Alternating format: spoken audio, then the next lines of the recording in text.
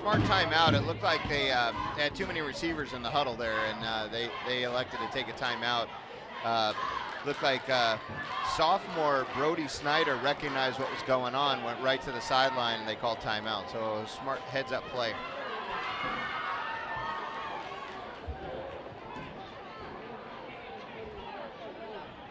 So with 4 wideouts right now in the game, they got Will the Thrill Rankin out there, Jaden Boyles on the far side, and on this side, you've got number 17, Daniel Willard, who is a sophomore.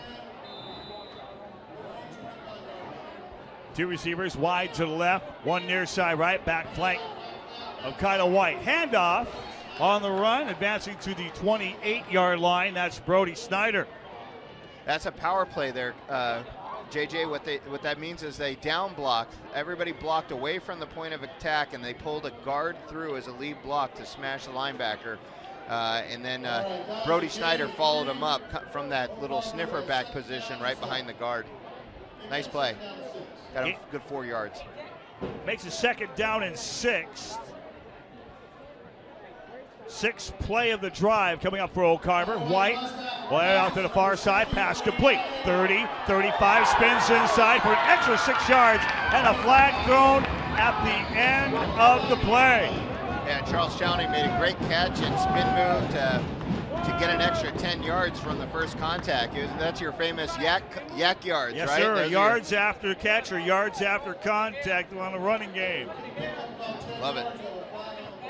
Looks like holding, and I believe that came from the slot receiver as holding one of the DBs out there trying to make a play on that call. From the spot of the infraction.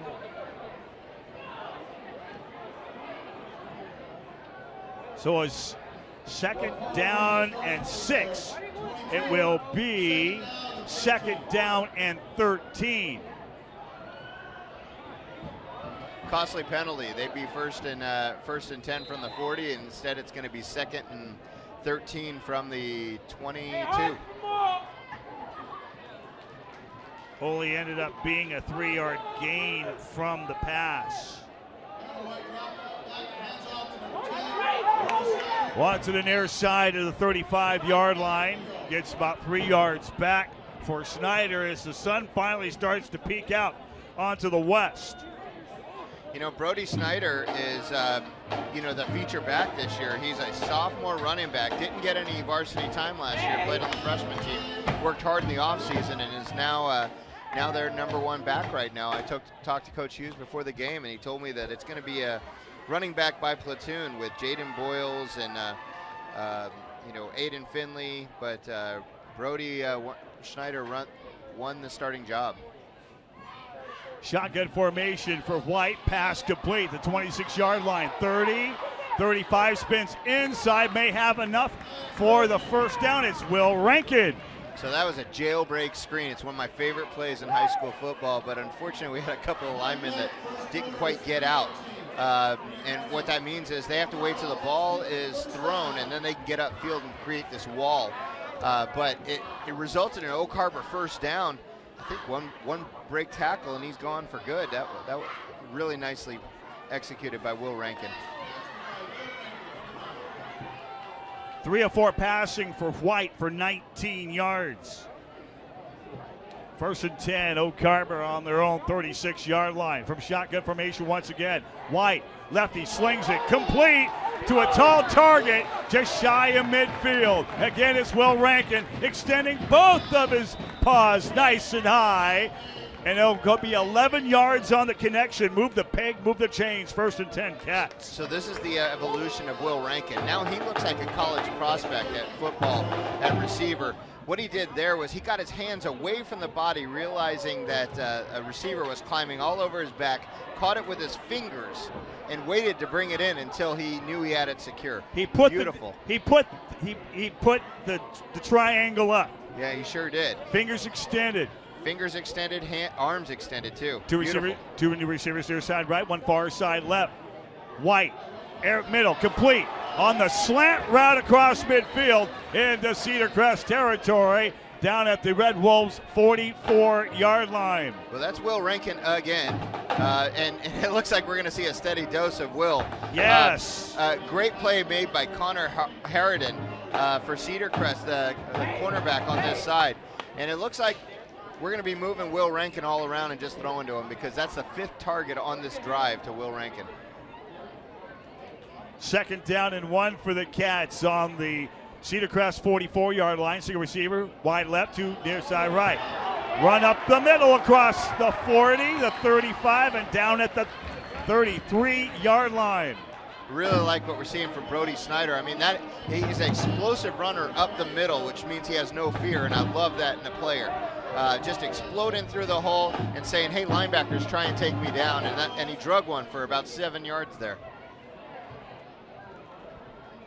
3rd first down, all in this drive. 11th play of the drive right here. 1st and 10 Cats on the Cedar Crest 33-yard line. Run off to the right side across the 30, following a pack, the 25 down at the 24.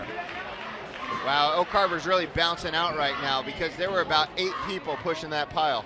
There were everybody. I saw Will Rankin sitting out there on the side going, hey, I want to get involved.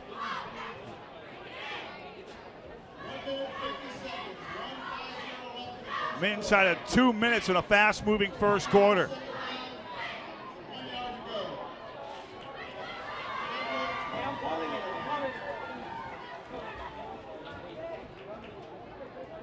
Play number 12 coming up. Run out to the near side. 30, 20, 15, 10, 5. Down at the 4-yard line. Getting into the sunshine.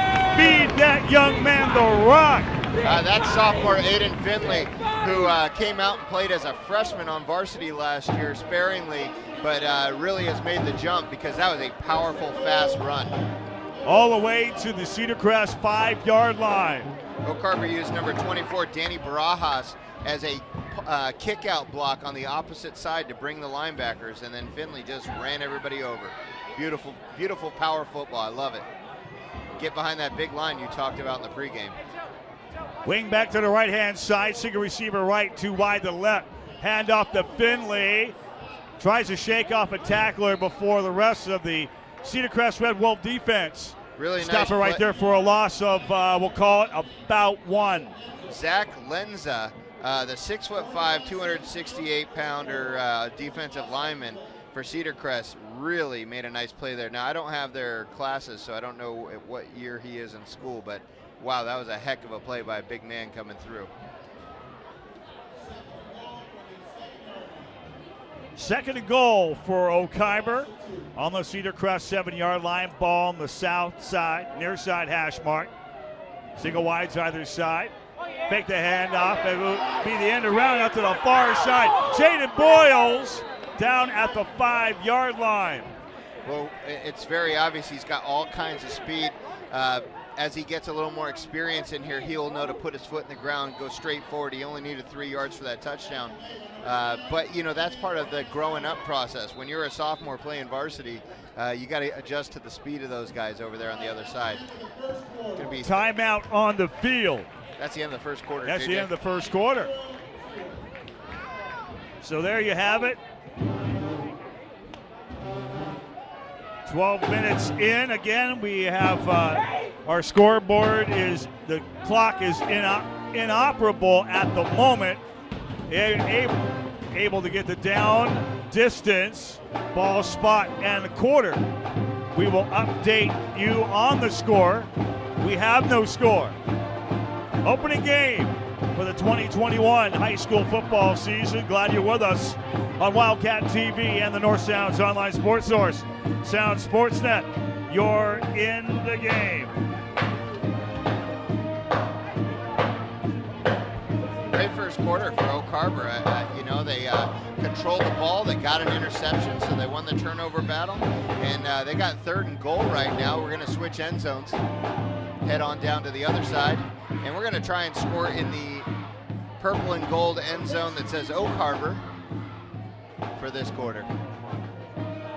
Attention teachers, military personnel, that's active duty and veterans, firefighters, EMS, law enforcement, healthcare professionals. You are our heroes. Because of that, we need to talk about this free program, Homes for Heroes. You can text Go Cats, GOCATS to 59559 right now to get your hero reward.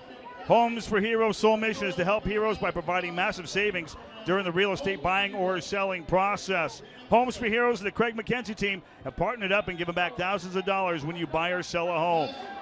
Run out to the far side as we start the second quarter, into the end zone. Touchdown Cats from 2 yards out. Yeah, it looks like it was Aiden Finley on the offside. I couldn't tell with the glare, but that makes sense because he's really excited. So awesome play. I got to tell you, JJ, that looked like the old blast play, right off tackle where we, make a fan block right up the gut into the end zone. Beautiful play. So Finley with a 2-yard touchdown run. We'll call it about 11:45 here in the second quarter. Point after touchdown, forthcoming. And to give it the boot is Brody Chowning. Snap placement. Kick is up. End over end. True and through the wickets. Into the sunshine. Kick is good. 11:45 remaining here in the second quarter. Oak Harbor draws first blood. Wildcats 7. Cedar Crest Red Wolves nothing. Yeah, I know that's not that he's not the starting kicker because Avi Salinger is off visiting his brother at the Air Force Academy this week, but Charles, we knew he was a soccer player because all last spring he was wearing those pink shoes, and only a soccer player would do such a thing, right? So, or Brody now. Got to keep getting his name wrong. But that was a beautiful kick. Looked comfortable. I like the excitement that I see on the sideline with Oak Harbor right now. Coaches look really calm. Players look calm. Body language is great. All the things that you like to see out of a program. And the band is sounding quite smashing. Let's give it a little peep, shall we?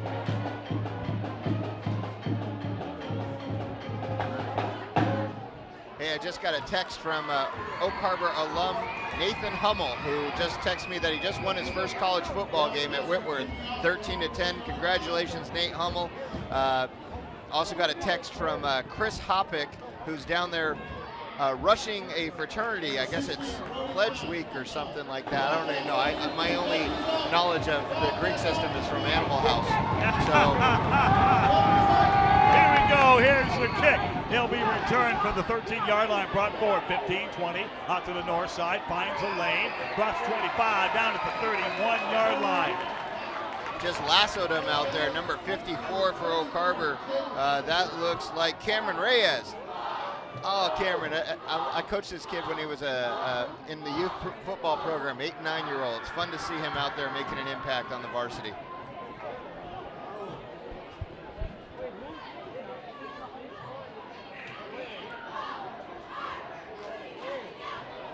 So Cedar Crest will start this offensive series. First down, 10 to go on their own 31-yard line. 2 receivers near side right, make it. 1 receiver far side left. The handoff, Chaden prone. Flag thrown on the play. That could be all for naught. Going out of bounds at about the 37, 38-yard line. We wait for the official word from our crew down on the field. Flag was thrown on the Cedar Crest 30. Yeah, there's going to be a block in the back. It was pretty obvious. The number 23 running back that's protesting heavily right now was draped all over the back of Brody Chowning. So we're backing up.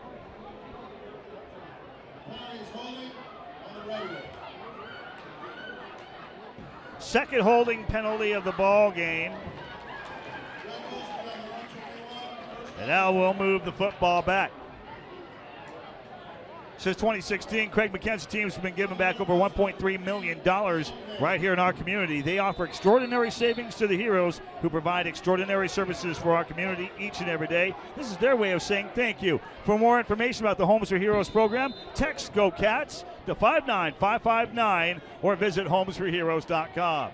First down and about 20. Bad snap, and the quarterback Caleb Myers going to have to eat it for a huge loss. That was a straight-up Peyton Manning Super Bowl snap, you know, where the ball goes over the head on the first play of the game, and right there, it was one of my favorite Seahawk memories.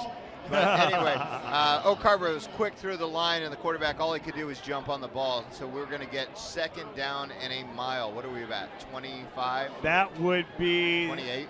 31 to 12. That would be, call 29. it second down and about 19. Twin receivers either side. Bad snap again. They'll go into the end zone, trying to make the save to recover it. Oh. And is recovered by Cedar Crest. Looked like that. The football was advanced. That is where the flag was thrown, right at the 2-yard line. Now the question is, the quarterback was in the end zone and batted the football forward. If that's the case, that would be a safety. That would give Oak Harbor 2 points, inadvertent flag, and it will end up being another loss all the way back to the Cedar Crest Red Wolf 1-yard line. Another loss of 8. I would be pulling a John McEnroe right now, saying stuff like, "You can't be serious." I'm telling you, you can't do that in high school football, and I don't understand where the confusion was. Yeah, you can't bat it forward out of the end zone. You can kick it out the yak; it's still a safety, and you don't give up a touchdown, which that was really close to being. Third and about 40 yards. Third and a ton. Third down and 40 yards to go on the Cedar Crest 1-yard line. Backs in I formation. Hand off to the tail of the eye. Loose football, fumble. Cedar Crest will recover. Advance, we'll call it about 2 yards. Barrett Small just stuck a big paw in there and ripped it out of the running back as he was going by. Ball came out, and now we're at 4th down and 38 yards to go, or 39 yards to go, and they're going to punt from the back of the end zone. It's like Jaden Boyle's going to get another shot at a good field position here. So let's see what he's got. A shot at redemption.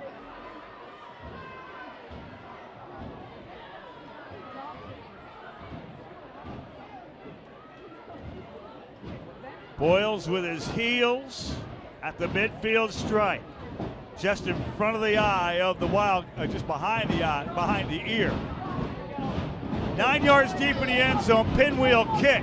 It will take a bounce. That will be poison. Yeah, get away from it. Absolutely. It'll end up rolling to the 37-yard line. That's 35 yards on the punt. No return. You know, if I'm Cedar Crest, I got to feel like that play was the best possible outcome there. They got 35 yards of field position back. I got a little nervous when Jaden Boyles went running after that ball after it started bouncing. I just about screamed, "Get away from it." But he ended up doing it. The coaching staff were all over it. So Oak Harbor coming out with some swagger. Look at the big offensive line right there. Noah Bing and number 52 is Trey Lewis, looking sharp. Bring on them horses. White, aired out far side. It is caught. 35-30, advancing just shy of the first down marker across the 30 to about the 28. Really dangerous play there. Number 26, Tony Levinson, 5'10", 160 pounds, defensive end, came up and actually got a hand on it. Really good play by Brody Chowning to catch that thing and then get up the field. Yeah, that was a scary one, but worked out for Oak Harbor. Second down and 2. A long one, short 2. Oak Harbor out in pistol formation. Cedar Crest shows blitz, and it's hand off up the middle, and we'll get to the 25-yard line. More than enough for the first down. Yeah, so Snyder again. That's the first time we've seen pistol formation out of Oak Harbor, where they move the running back directly behind the quarterback, not offset to a side. Gives them a lot of options on ball fakes, and that was really nice when it got a first down, and Oak Harbor's back rolling again.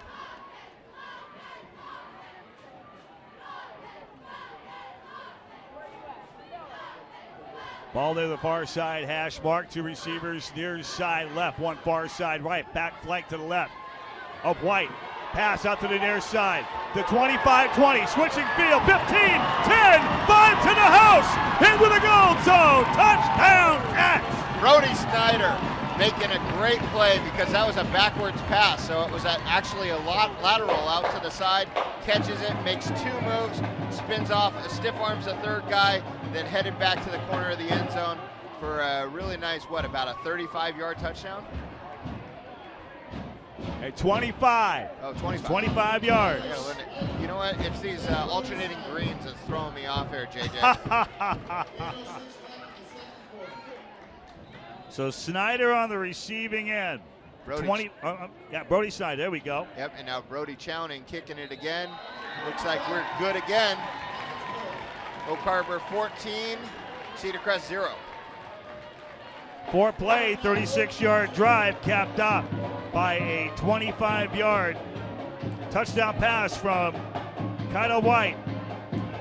Got a great text in here, Snyder. JJ, from Pat McCullough, the former CMC of the base and father of Brandon McCullough and Brittany McCullough, who were both diehard Wildcats. Brandon played a lot. Brittany was captain of the cheerleading team. Watching us from South Carolina. What's up, McCullough family? We love you guys. Come back and visit us. Got a good friend of mine down in South Carolina.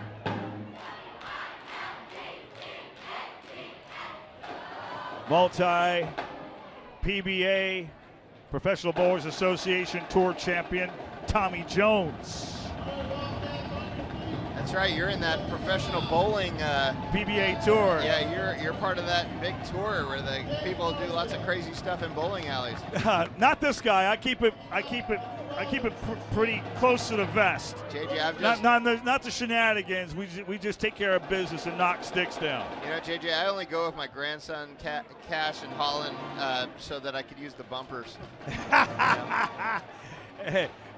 Like the old commercial. Lots of folks need help now and then. Yeah, no. Yeah. I'm not a talented bowler. As long as you have fun, that's what counts. 14-0. Oak Harbor having fun with a lead. You hear that, Cash and Holland? We'll have to go bowling soon. I got to get my average up. I know they're listening. Be like Jodeci, come and talk to me. 14-0 Oak Harbor. Here's the kickoff. Oh, squib off kick. the edge of a squib kick. Ooh. And ends up with Cedar Crest falling on the football. It'll be 1st and 10 for the Red Wolves on their own 36-yard line. I want to hope that's a squib kick, but he may have just missed. He shanked it. Yeah, he may have that just was missed. a kicker. He shanked it the other way. When I'm out golfing, that looks like my golf shot right there off the tee box right there. I should stick to football.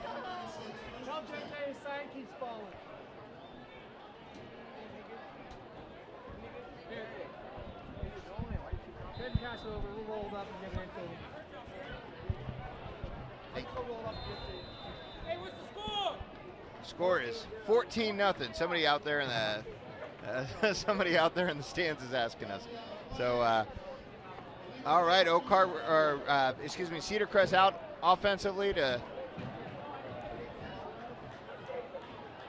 And my guy will take care of it. Oh. Sure. Shows a penalty.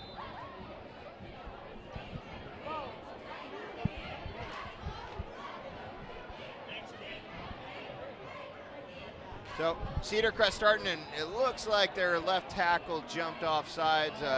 Might have had a couple of Oak Harbor people coming across the line of scrimmage too. We'll see which way the refs decide to call this. I think offense moves, and they're the ones stuck.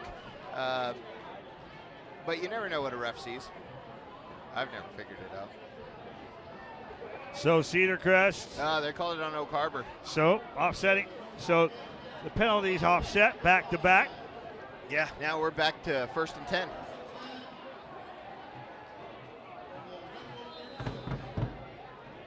Cedar Crest out 3-by-1 in the spread formation with offset fullback to the left. And the handoff.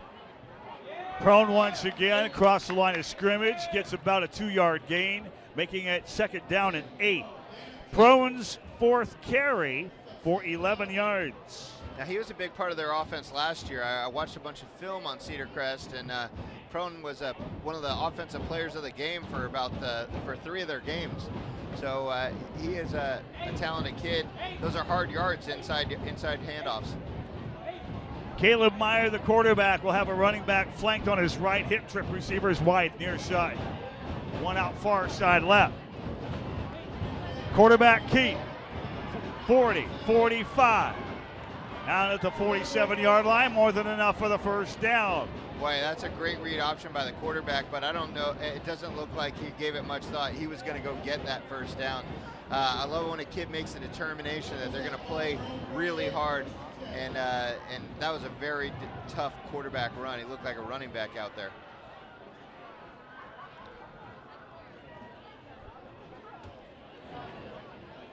As the sun is slowly working its way behind the trees. 7 minutes remaining here in the second quarter of play. 14-0 Oak Harbor. Nose to the football. See, this Oak Harbor's out in a 5-man front for the first time tonight. We're in a 5-2. Two receivers, wide left, one near side right. Run. Nice play. Up the middle with a short gain of another 2 yards for Prone once again. His 5th carry for 13 yards. He paid for those couple of yards. Yeah, he did. That was Noah Allen. Now, Noah Allen's a really interesting story. Never played football before about 8 weeks ago or 6 weeks ago. And came out and has learned the game, and he's naturally aggressive, and he's starting on the D-line as a senior. Big kid. What we got him for? 6'2", 205 pounds, but very athletic from what I just saw. That's a pretty decent sized horse. It sure is for high school football. 2nd down and 8 now for Cedar Crest. Smack dab on the midfield stripe. 2 wides out to the left, far side, 1 near side right. Running back will line up to the tight end. And I think we are going to have a flag thrown on the play. It could be delay a game. Too much time. 5-yard penalty on Cedar Crest. Penalty 3 for 25 yards.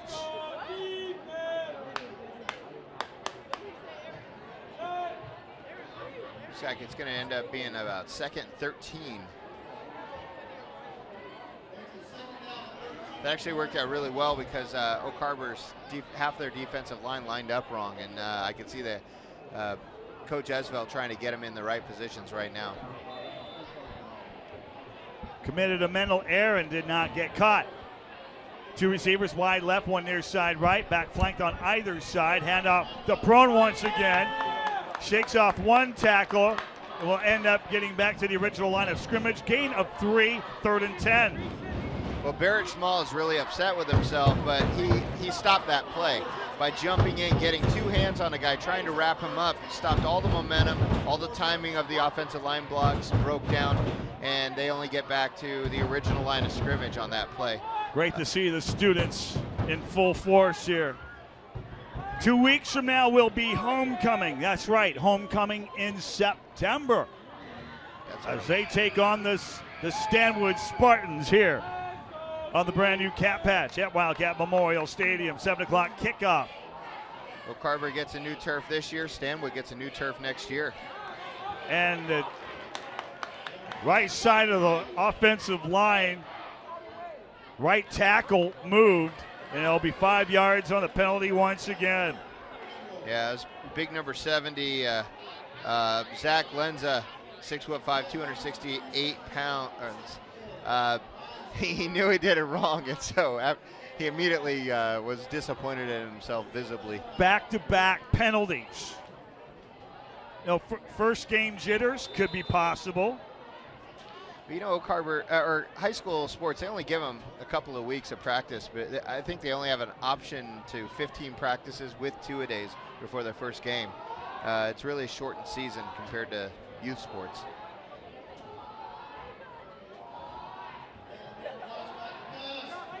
Pass out far side, pass complete into Wildcat territory, the 40, the 35. Really nicely done. Number 2, Luke Amble. First time we called his name, he's one of the senior leaders of this team, 5'9", 137 pounds, but one of the strongest offensive players on Cedar Crest. So first catch of the night.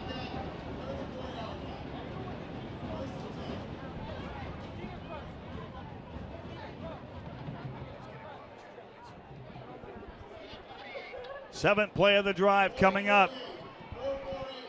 4:48 left in the half right now, I'm told, through the little walkie-talkie system we got set up here. 14-0 Oak Harbor. Cedar Crest working their way down the field, and officials timeout will be called. Timeout Cedar Crest, and that will be their first timeout exhausted here in the first half as we get the opportunity to update the web interface.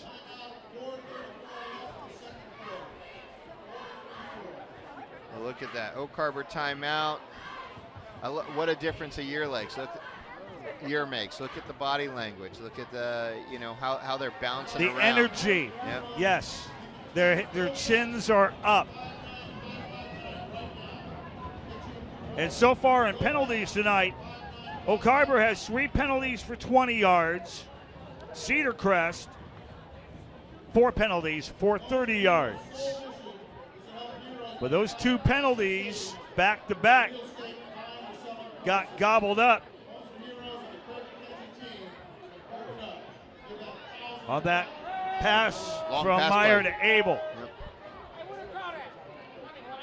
Yep. Oak Harbor is back in their a 4-2-5. They've got an extra DB in there, try and slow down some of the spread, and it looks like they're doing a 1 high safety and man coverage everywhere. Now Cedar Crest, based on their film, likes to isolate on the 1 receiver side, and you notice all this space out here. We'll have to watch for that. Trip receivers, wide left, 1 near side right. Passes up, nobody home. The closest receiver was Luke Abel.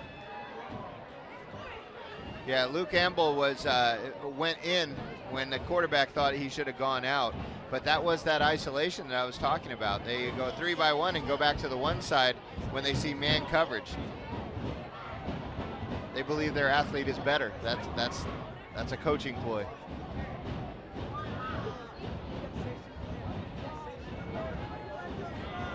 I think Oak Harbor's Caden Ebi probably thinks that they're wrong. 2nd and 10 for Cedar Crest on the Oak Harbor 34-yard line. Meyer rolls to his right. He'll fling it out to the sideline. Intercepted! Merry Christmas! Flag maybe. Looks like I think there's a flag thrown on the play at the 22-yard line. Yeah, thrown in the secondary. We're looking at defensive holding or PI.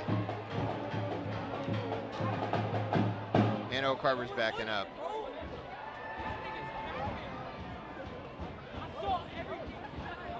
I tell you, on that play, Cedar Crest, number 8, Jaden Prawn, made an incredible block on a blitzing linebacker. He truly allowed his quarterback the ability to roll out. Outstanding block. Illegal man downfield and defensive holding. They're Penalties offset. Going to replay 2nd down. That's a break.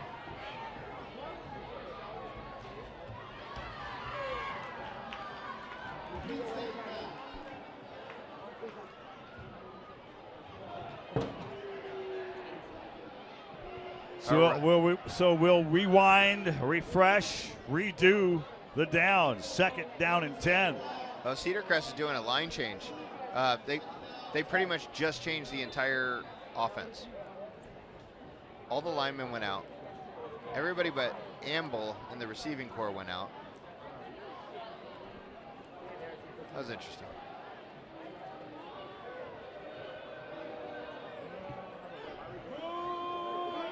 Trip receivers, their side right, 1 far side left. Meyer, 3-step drop. Oh, he's done. He'll get gobbled up and be dropped for a sack. First Oak Harbor sack tonight. All right, we got Aiden Finley in there. We got Caleb Comley in there, and it looked like Noah Bing on the far side. Who's at number 71? Sam Martin on the far side. First time we called Sam Martin's name. Good to see Sam out there. Coached him as a freshman in Oak Harbor's football program, and he's got a great personality, fun kid. They'll make a 3rd down and 13 for Cedar Crest. Inside of 6 minutes here in the 2nd. Oak Harbor 14, Cedar Crest nothing. Trip receivers near side to the right for the Red Wolves, 1 wide far side. Meyer will roll to his right, turns a corner, trying to find an open receiver, and ends up going out of bounds past the line of scrimmage. It will end up being on the Oak Harbor 36-yard line, a 2-yard gain. So Oak Harbor was in man coverage with a single high safety. Aiden Finley came across the play and got off his guy to force a quarterback out of bounds. It's a really nice play. It's also really risky. So you got to let a kid be an athlete out there, and I like how he flies around and makes plays. I got this strange text from this guy from Indiana who wants to know if Oak Harbor's going to go man and safety blitz in here. The answer is no, Reggie. No, sir. They're not going to do that. Single receiver near side right, 3 wide, far side left with 2 in slot. Going Meyer with on the back, 4th down. With a back on the right hip. Quarterback Meyer's going to get dropped back for a loss, and it will be turnover on downs. Oak Harbor, 1st down, 10 to go on their own 42. Big Caleb Comley coming in there and showing his strength, and all the time he's put in the gym, worked his way around the edge and gobbled up that. Oak Harbor only rushed 3. They left 2 safeties deep and went man coverage. So they were not playing around on 4th and 15. Turnover on downs, Oak Harbor ball. 3:25 remaining here in the second quarter. Oak Harbor will start this drive. 1st and 10 on their own 42. Kyle White, the quarterback, will have a running back flank onto his left hip. 2 wides out to the right, 1 near side left. Handoff out to the run, far side. Trying to turn a corner, will end up being shy of the marker, and will lose 2 yards for Snyder. So under 3 minutes to go in the half. It's actually a really smart play to run the ball here. Those stretch plays are kind of difficult at this timing, but they hadn't really run a lot of those. So I see that Coach Hughes is just trying to spread out the field a little bit and use some of that clock up 14-0.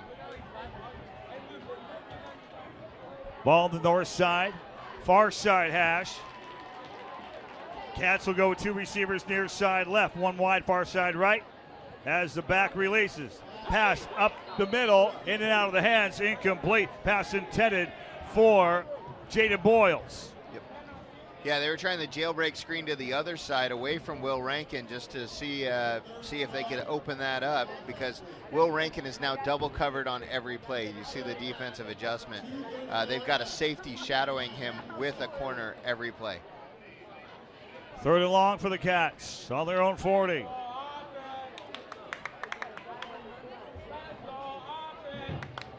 We're under 2 minutes to go in the half. White, 5-step drop, will roll to a strong side, cut up the middle, reverse field, 45, midfield, loose football, fumble. Scramble for the football. I think Oak Harbor is going to catch a break. Yeah, Kaido came up with it. He ends up with about a 10-yard run to make it 4th down and 2. Really tough run. You see him lower the shoulder. Yes. You never want your quarterback to do that. You just want to tell him to say no. Just tell him we can punt. But Kaido, there's no quitting him. So then look at this. At 4th and 1. Up 14. Less than 2 minutes to go in the half at midfield, and we're going for it. Here we go. I love the risky play right here. Play in this situation builds confidence. Go for a freeze. White here. under center. He'll follow blockers and First advance. Down. More than enough for the 1st down at the Cedar Crest 46-yard line. I tell you, I thought they were going to just try and get him to jump off sides with a freeze call. But no, they said, hey, we're taking it to him. And Kaido White got 4 yards on a quarterback sneak. Really nicely, well done. Timeout Oak Harbor, JJ. Timeout Cats, and it will be the 2nd timeout exhausted by Oak Harbor. Cedar Crest has 2 timeouts remaining.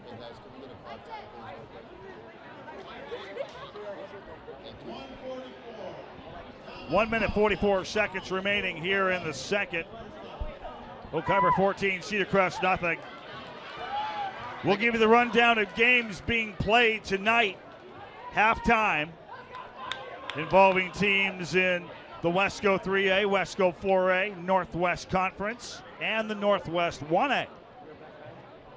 So JJ, Oak Harbor has 1 timeout left. They're on the 46-yard line going in with a minute 44 to go, and an offense where they got a pretty nice quarterback receiver combination. So let's see if we get some fireworks.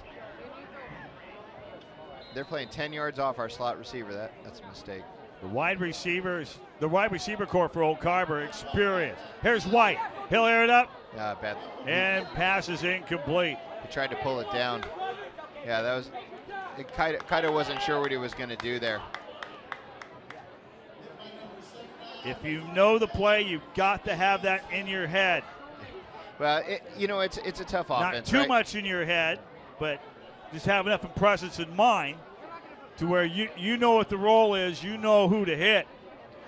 So Cedar Crest bounced their corner and their safety to get 10 yards off the ball at the start of the play. So Kaito's pre-snap read was off, and I'm sure he'll get it corrected. Two receivers near side left, one far side right. Wing back will release. Pass complete. Snyder, 45-40, got more yards across the 35, and that's, well, they'll mark it. More than enough. It's 11 yards on the pass play. Move the pig, move the chains. 1st and 10 Cats. That was a great play. They put the ball in the hands of the people making plays for him right now, and that is Brody Snyder. He is making plays all around the field right now. Really cool to see a young guy, future of the program as a sophomore. 1st and 10 Oak Harbor. Pass in and out of the hands, incomplete. If you can touch it, you can catch it. You got to protect the pig. Don't anticipate now. That was a brilliant throw by Kaito White. It was. Rolling to his right, and he's a left-hander, and making a perfect throw. It's just, that happens sometimes in high school football with young guys. 2nd down and 10 from the 35-yard line, going in with trying to keep track of the time. Close to a minute remaining. I think we're right about a minute.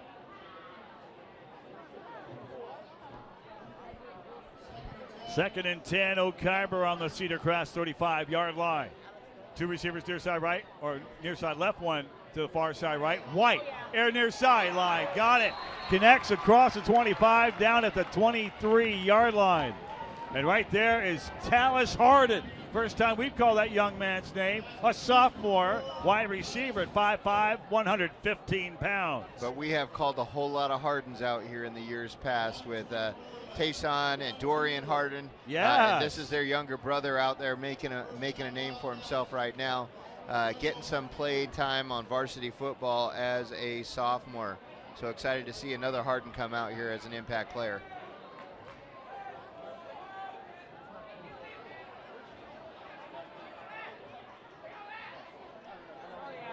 White will go for the corner route, passes up over the top, and Touchdown. caught in the end zone.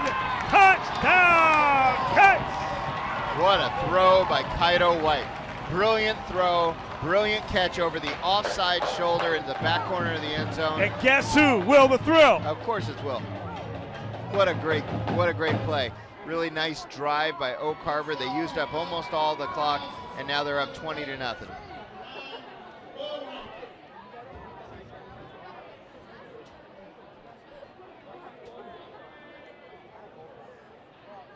So Rankin with that connection, 4 receptions for 54 yards. Kick Snap good. placement, kick is up, drew it through the wickets. Kick is good. Inside of 1 minute remaining. Brody Chowning has scored 3 points tonight. 3 PATs, all perfect. Oak Harbor looks like a different team this year. They've got Coach Hughes was able to have a complete off-season where he was able to put together a spring program and a summer program and a weight room program, and we're seeing the results of it. It's really nice to see.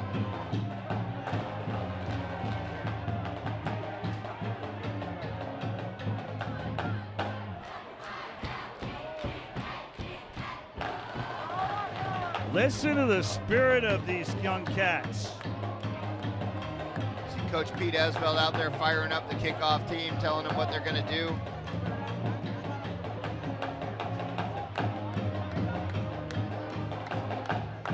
Brody Chowning out there to kick off.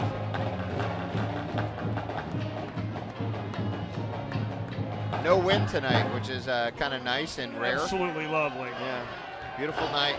66 degrees at kickoff on this soon to be Labor Day weekend. Here's the run up in the kick. Better kick this time. It will go past the return man. Will have to dig it up and bring it out from deep. The 5, no sir. A pack of cats right there to wrap. And Cedar Crest will be stuck inside their own 10-yard line on the 8. Jake DiMarzio from Cedarcrest actually is a carbon copy of the first kickoff of the night where it got by him and he went and fielded it at about the 2-yard line. By that time, all his blockers were gone and he took a shot. I was lucky to get back and get an extra 5 or 6 yards on that return.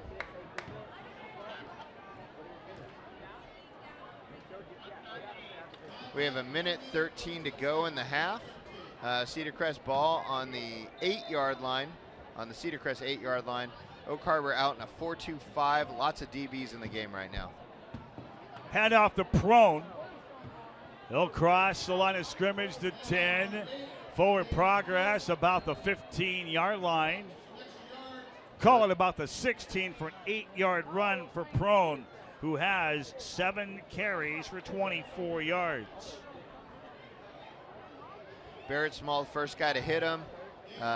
Prone was able to get out of Barrett's grasp, and then Aiden Finley and a host of others, including Danny Barajas, got in on that to make that tackle. Trip receivers, wide side left, one near side right. Back flank to the right of Meyer, quarterback. Short drop pass in beyond the reach of the intended receiver in Luke Amble at 5'9", 137 and a senior. Yeah, no, Caleb Meyer, I think he made the right read there, but I don't believe that Luke Amble understood that read was being made. So it just bounced off into the green, new green turf. I just love how the end zones just absolutely pop with the lights. Yeah, it's great. It's great, and they've got the purple turf around the outside too to really show the Wildcat colors. Just a fun field. A wonderful installation. Trip receivers near side right, 2 set up and slot. Meyer, pass up the middle, pass complete to 25 and wrapped up, spun down at the 28-yard line, 12 yards on the pass play. For Luke Amble again. Amble. Yep. Yeah, he is their primary receiver, and I think that's about his 4th or 5th catch of the night.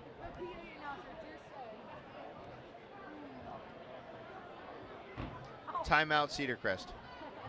They're going to have one remaining after this one. Right now, quarterback Caleb Meyer is 3 of 8 for 58 yards. Abel has 2 receptions for 33. Prone 1 for 25. Cedar Crest only has 2 first downs. Yeah, I guess I didn't realize that. Yeah. Oak Harbor defense really ratcheting it up, put pressure on that quarterback and playing good in coverage. Oak Harbor with 10 first downs. So Oak Harbor has Sam Martin and Noah Allen and Danny Barajas and Caleb Comley in on their front 4, putting that pressure in, and everybody else is dropping back in coverage right now. Looks like the 2 linebackers, Aiden Finley and Barrett Small, are spying the F-back, the fullback in the backfield.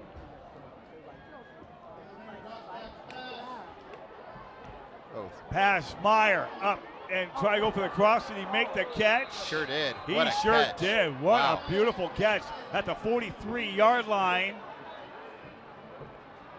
28 yards on the connection from Meyer to Abel. And clock is stopped until they spot the chains, which it looks like they are. And I'm looking for the white hat to wind it. It looks like he just did. So under a minute to go.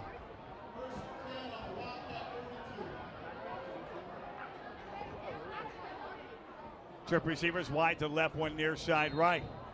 Whistle blows. Stoppage. Timeout will be called. Timeout, Cedar Crest. It's going to be their last one. 17 seconds to go in the half. Oak Harbor still has 1 timeout in pocket.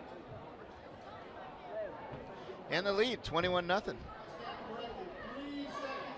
Oh, they just corrected it. 3 seconds left. They have 1 play.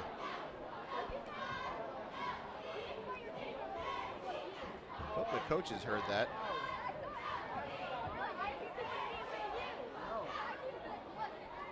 Oak Harbor coaching staff has some new faces, some new old faces. Eric Marshall and Brian Boss have returned to the coaching staff after a few years away, and both working on the defensive side of the ball and working with the C team. Oh, them youngins are rambunctious, and with good reason. I think those are the moms, JJ.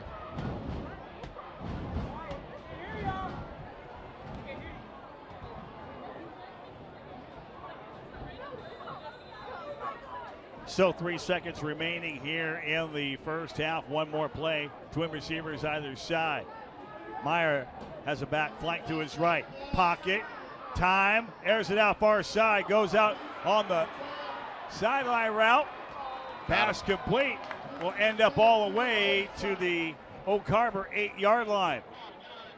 It's halftime. So Brody's, number 10, Timmy Oida Silva, 6 foot, 148-pound junior, making a great reception for about 40 yards, but it's going to be stopped shy of the 10-yard line, and we're going into halftime.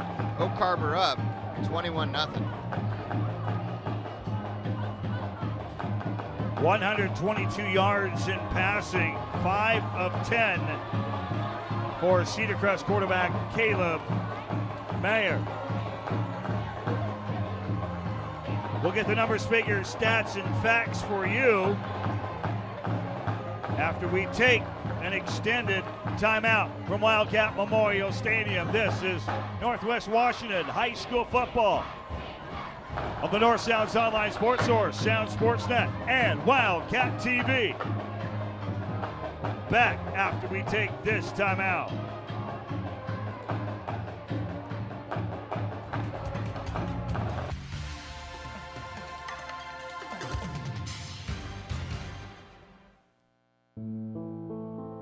In the small town of Elmira, New York, a boy was born into an all-American family. The odds of him opening his own clothing store at the age of 18? 1 in 138,000.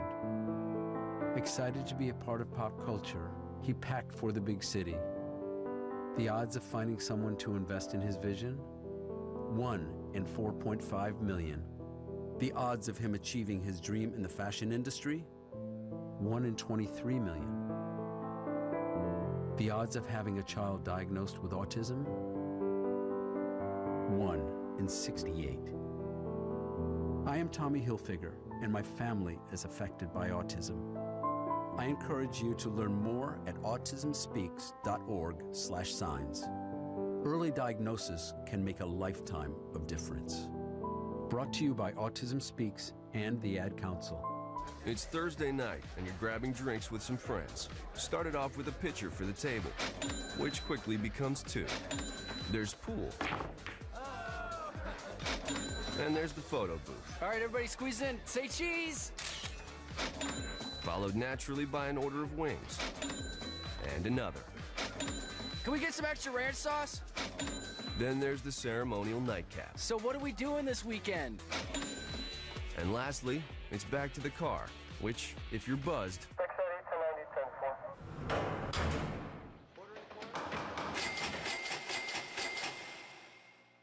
could be the most expensive night of your life.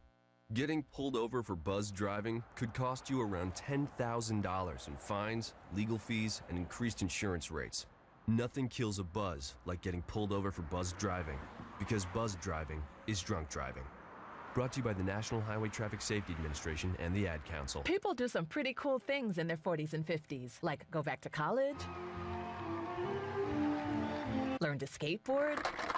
Okay, maybe that one's not for everybody, but saving for retirement is. At aceyourretirement.org, you can get on track with your retirement savings no matter your age. Just have a free 3-minute chat with the friendly digital retirement coach, Avo, and receive personalized tips to help boost your savings. Start chatting with Avo today at aceyourretirement.org. A message from AARP and the Ad Council. Hi, this is Terry Crews, actor, former football player, and father of 5. I'm also an expert on drama. There's the good kind that comes with having a house full of kids, and there's silly drama like the drama around my percolating pectorals. And then there's the drama you can skip. Skip the drama that comes with not having your high school diploma or equivalency. Find free adult education classes near you and finish your diploma. Visit finishyourdiploma.org. That's finishyourdiploma.org. And leave the drama to actors like me. Brought to you by the Dollar General Literacy Foundation and the Ed Council. Neil Armstrong waited 6 hours and 39 minutes to step onto the surface of the moon. Jackie Robinson waited 20 months to play his first game with the Brooklyn Dodgers.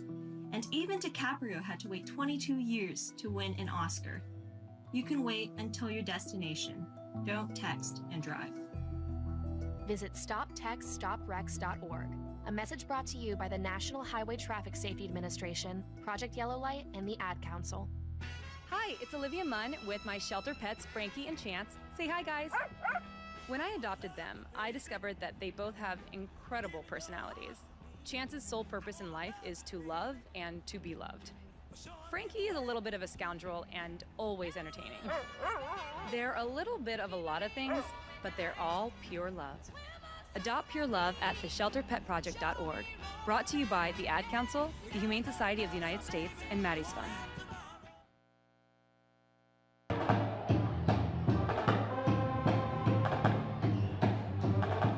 And welcome back to Wildcat Memorial Stadium on a finally fabulous Football Friday, the first of 2021. So glad that you are with us on our dual cast coverage tonight on the North Sounds Online Sports or Sound Sportsnet. You're in the game, and on Wildcat TV on YouTube.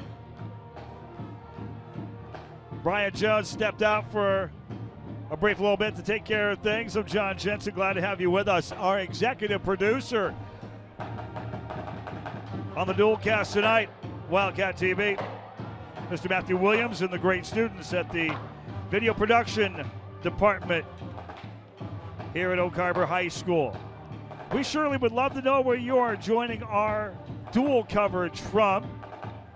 Feel free and connect with us on social media. Give us a like on Facebook. Follow us on Twitter and Instagram.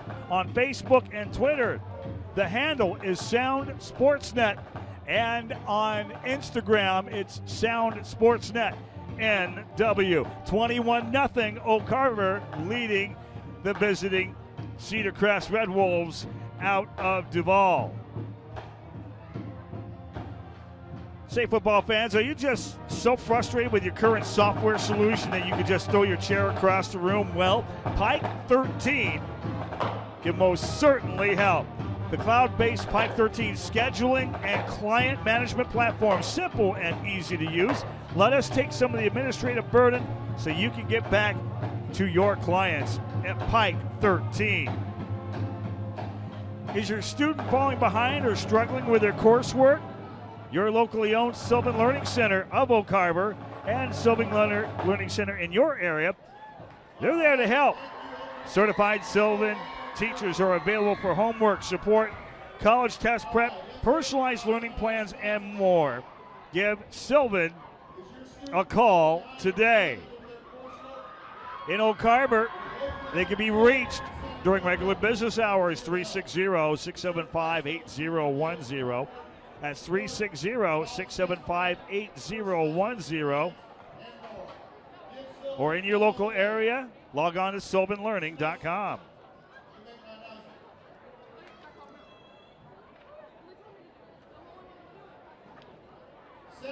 Savvy Bank is locally owned community bank, 9 branches throughout Northwest Washington. They believe that when everyone becomes savvy about their finances, the entire community benefits. Call or stop by our Oak Harbor branch or any of the 9 branches throughout Northwest Washington, and our friendly staff will show you how to bank savvy. For more information about Savvy Bank, visit savvybank.com, SAVIBANK, savvybank.com, member FDIC. And Heroes, did you know that there is a way for you to save thousands when you buy and or sell a home? It's absolutely free, completely free. The Homes for Heroes program offers extraordinary savings to the heroes who provide extraordinary services to our community each and every day. Now that you know, there's a way for you to save thousands of dollars when you buy and or sell a home, all you have to do is team up with the Craig McKenzie team. Text Go Cats. That's GOCATS.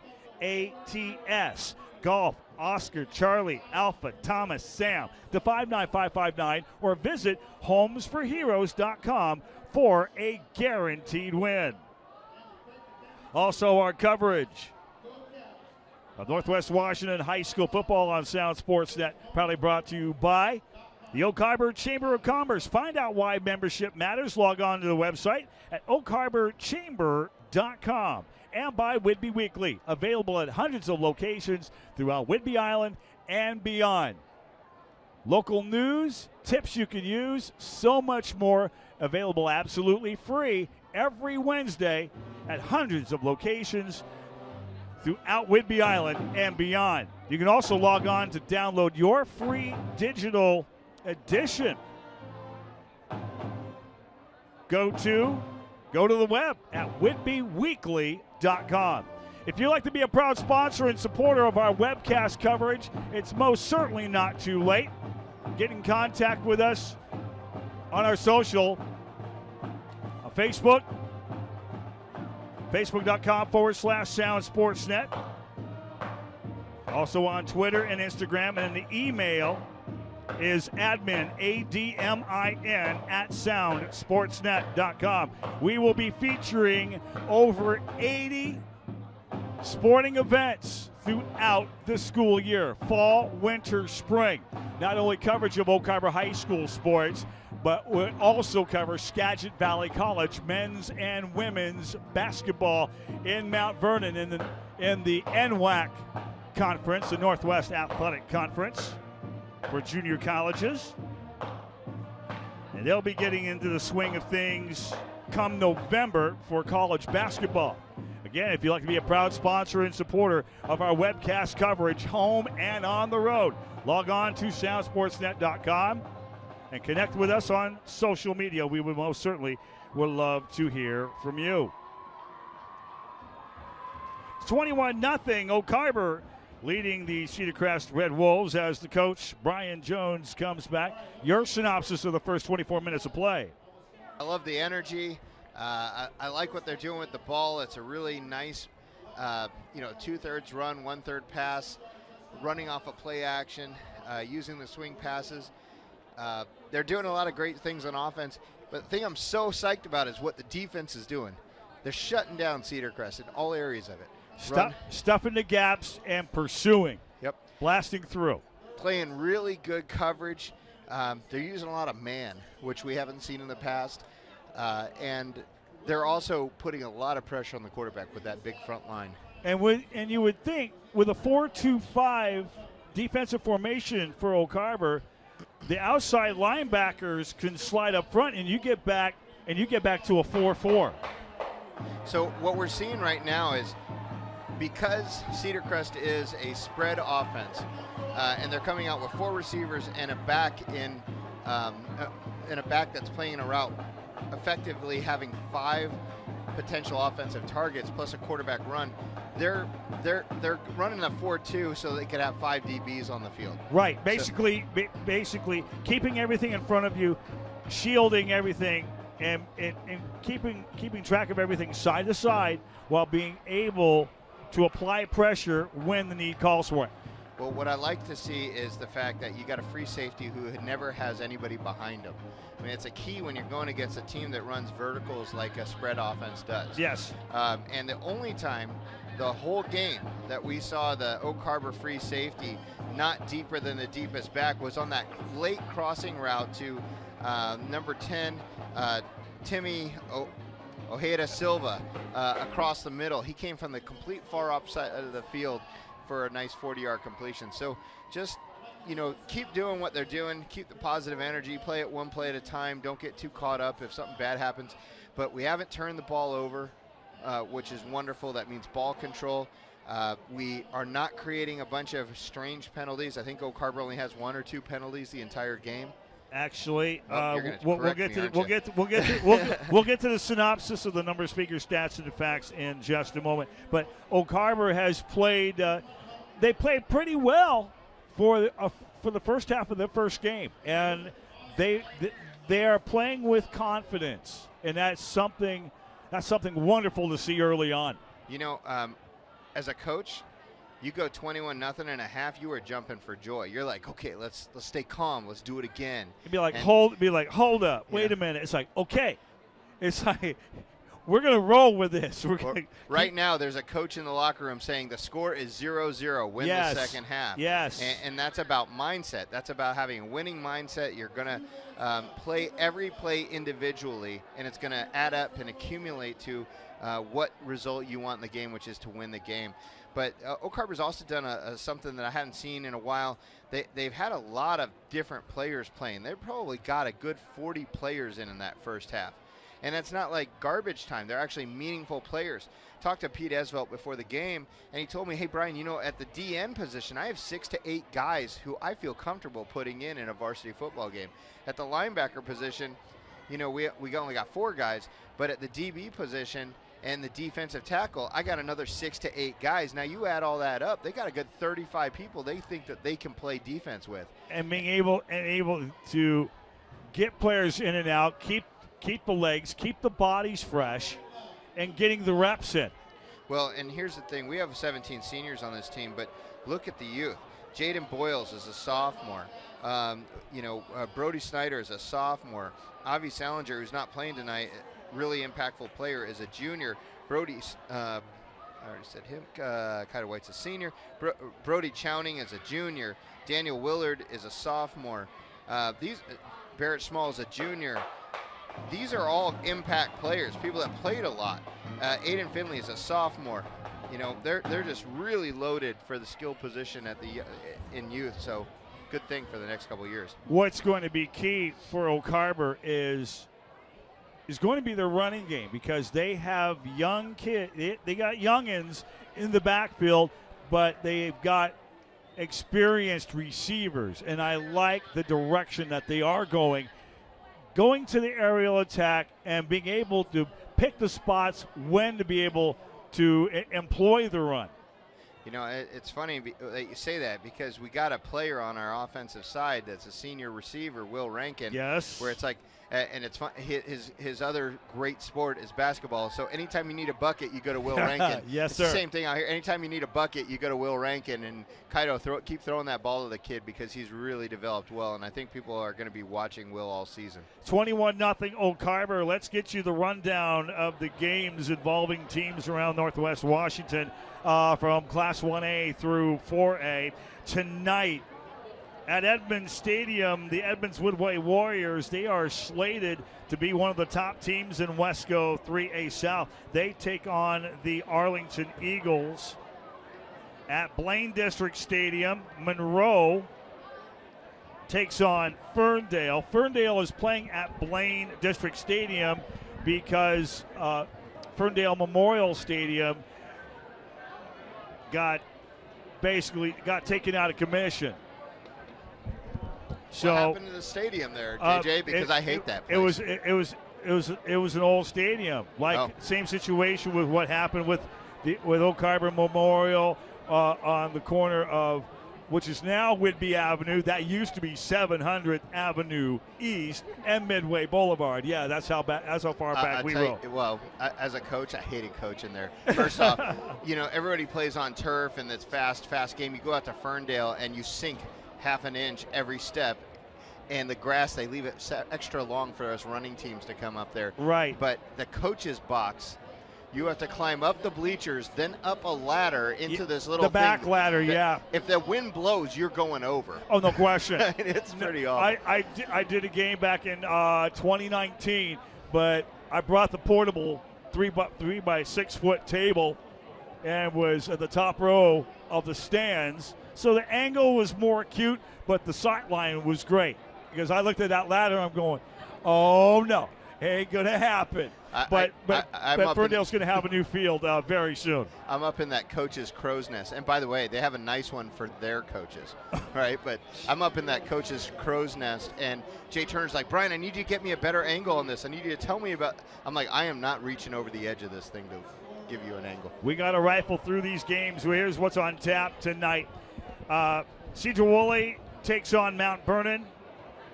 at Bulldog Stadium. Marysville Getchell at Edmond Stadium to face the Meadowdale Mavericks. Frank Goddard Stadium in Mukilteo South Everett. Stenwood at Kamiak. Cool Cedar Stadium, Marysville Pilchuck hosts Shorecrest. Dick Cardinal Stadium in Lakewood, the Lakewood Cougars battle the Stillicum Sentinels out of the SPSL 2A. Civic Field, Bellingham.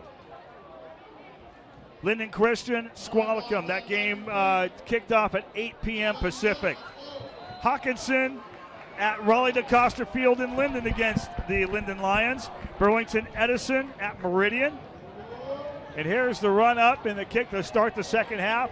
Carver up on the return. On the run, 20, 25, 30. Number one for fun, that is Jaden Boyles, as he will end up being stopped on the return on the Oak Harbor 32-yard line. So Jaden must be oppressing the coaches in practice because he is the all-purpose catch everything and run everything back guy this year for Oak Harbor, it appears. He's got all sorts of speed.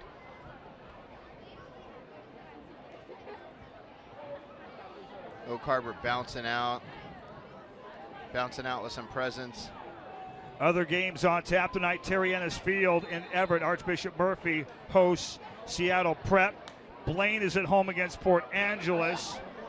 On a first down and 10, pass sideline. It is up, and it is. Oh! They called him out of bounds. Out of bounds. The pass was caught for 30 yards in the air. Will Rankin came down with it, and they're saying he was out of bounds. I guess that ref is standing right there. I'm on the other side of the field, so I probably can't. I have a hard time with referees, JJ. I probably got to fix that. Too many years of sidelines. Other games on tap this evening. Bellingham welcomes Everett. Everett Memorial Stadium, Jackson and Cascade, two Everett School District squads hammering it out on the run. Across the 35, it's a 3-yard gain for Brody Snyder, and that will make it 3rd down and 7 for Oak Harbor. Cedar Crest number 28, Cedar Crest number 68, really coming in and making a play. That's Charlie Vleem. I really wish I knew how to say it. 6'8", 245. Wow. And Sam Lingerfeld, 6'3", 176. Charlie Vleem, 6'8", 245. Wow. Yeah, big tall kid. Oh, very big. I wonder if he's a center on their basketball team. If not, he should be. 3rd down, we'll call it long 6, short 7. 2 receivers near side right, 1 far side left. White, flush, screen, complete at the 36-yard line. Make go for 1, and that's it. Yeah, Daniel Willard was kind of surprised, I think, that the ball got to him, but Kaido had no time. They were through. So it was a really nice play to get the ball out, not take the sack. 4th and 5 from the Oak Harbor 37-yard line. It looks like we're going to go for it. Why not?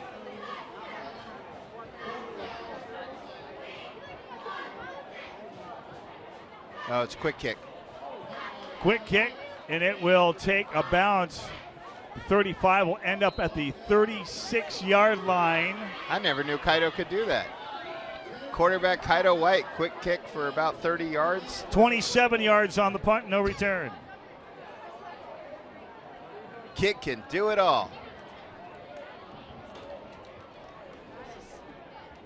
So Cedar Crest will start this drive. 1st down, 10 to go on their own 37.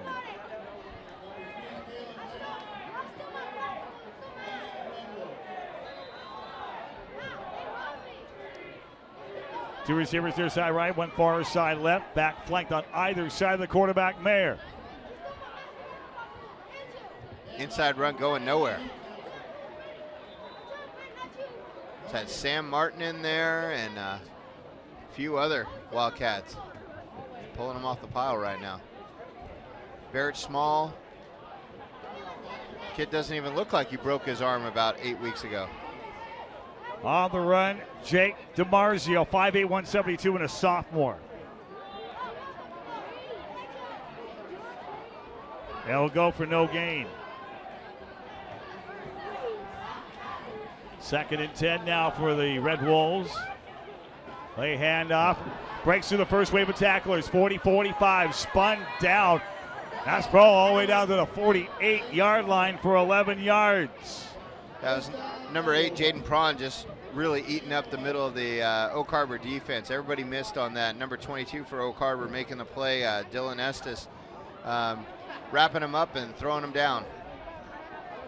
And for Cedar Crest, that is their 4th first down of the ball game. Oak Harbor has 11. 1st and 10, Cedar Crest. On their own 48-yard line, Mayer, handoff, midfield on the run into Wildcat territory. On the bottom of the pile. Inside Throw once again. Inside play, Daniel Blanco Barajas making the play from the defensive tackle position. Making a really nice play. The unfortunate part was he was driven back about 4 yards before he made it. So Oak Harbor's going to have to really shore up that inside. Single back flank to the left hip of Mayer. 3 wides to the right, 1 near side left. Mayer will go short side. Pass complete. 42, 40, out of bounds at the 39-yard line. It's Luke Amble once again. And Cedar Crest has a little bit of momentum going right now. They've got another first down. Oak Harbor's going to need to put some pressure on that middle of that offense. They're going to have to own the A gaps, maybe with some linebacker blitzing or some slant, some pinch, is what we do with the defensive tackles when they go inside to the A's or B gaps. Amble with 4 receptions, 70 yards. 1st and 10, Cedar Crest on the Oak Harbor 39-yard line. Trips wide right, 1 near side left. Pass short side on the slant. Pass complete across the 30, down at the 27-yard line. Amble again. They were doing that 3-by-1 isolation, and they ran him on a quick slant, and it caught Aiden Finley by surprise. And so when Finley went to tackle him, he ended up swinging him forward for a first down. 12 yards on the pass play. From Mayer to Amble. Ball on the Oak Harbor 28-yard line. Red Wolves moving down the field. Trips wide right. Single receiver near side left. Run up the middle. Going through the first wave and finally getting stopped at the 31-yard line. That's 23, Jake DiMarzio. DiMarzio will gain 7. There's that read option again, and the quarterback made the great play to hand it off because Noah Allen just smashed him after the handoff. So really nice blocking up front and good run. 8th play of the drive coming up for the Red Wolves. 2nd down and 3 now for Cedar Crest on the Oak Harbor 21-yard line. First down marker is at the 18. Look at this, they're in pro set. Goes off the right end across the 20, down at the 16-yard line. DiMarzio once again for a gain of 5 yards. Wow, we have not seen that formation out of Cedar Crest, and maybe they were holding it for the second half, but they were in a shotgun formation with 2 backs in the backfield, 1 lead back and 1 ball carrier, and they just played some power football right now. And Oak Harbor has just been rocked down the field a little bit right now, so they need a play right now. Somebody's got to step up. 1st and 10, Red Wolves on the Oak Harbor 16-yard line. Trips to the right, single receiver near side left. Quarterback keeper met up and will gain 1 on the keeper for quarterback Caleb Mayer. 6 foot, 161 and a senior. Big Cameron Hoppick making a heck of a play there. Good job, Cam. Going out there and taking down that ball carrier and driving him backwards, and it looks like they credited him with a yard, but 1 he yard. paid for it. He paid for that yard. 6 carries for Mayer for minus 8 yards. Only one of those for a sack. Play number 10 of the drive right now for the Red Wolves. They'll switch things up. Trips to the near side left, 1 far side right. Back flank to the left of Mayer. Fake the handoff. Quarterback shakes off 1 set of tacklers, crosses the line of scrimmage down to the 10-yard line. We'll be short of the first down by about 4 yards. 3rd and 4 coming up. Well, Caleb Meyer got woke up at halftime. I mean, he went in there. He's playing with a fire under him right now on this drive. And it looks like his propensity is to keep the ball and keep it in his hands, not give it. Situation 3rd down and 3. Down marker. The first down marker at the Oak Harbor 6-yard line. 21-0 Oak Harbor. First possession, second half for the Red Wolves. Backs flanked up to either side. And we are going to have too much motion. Delay a game, one of the two. Yeah, they just called a delay from the end zone. So that will be penalty number 5 for Cedar Crest. That is really costly. It was 3rd and 3 on the 9-yard line, and now it's going to be 3rd and 7. It was 3rd and 2. Now it's 3rd and 7. Second delay a game penalty for Cedar Crest tonight. And they're all the way back to that 15-yard line, 14-yard line. Break for Oak Harbor there. Oak Harbor will go in the Wesco 3A North play at John C. Larson Stadium in Arlington.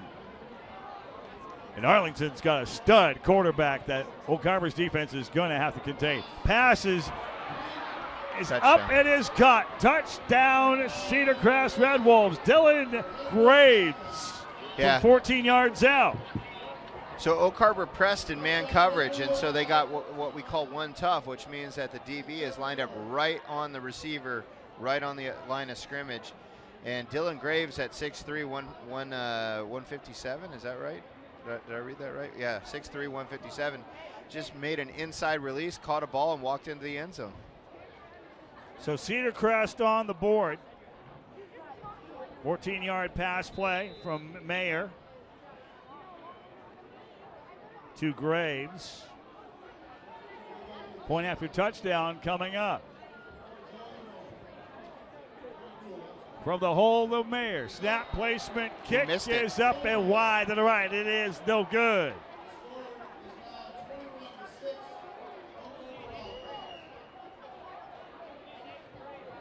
Well, it's an Oak Harbor break right there, right? 21-6. Oak Harbor still leading. 12 plays. 12 plays, 63 yards.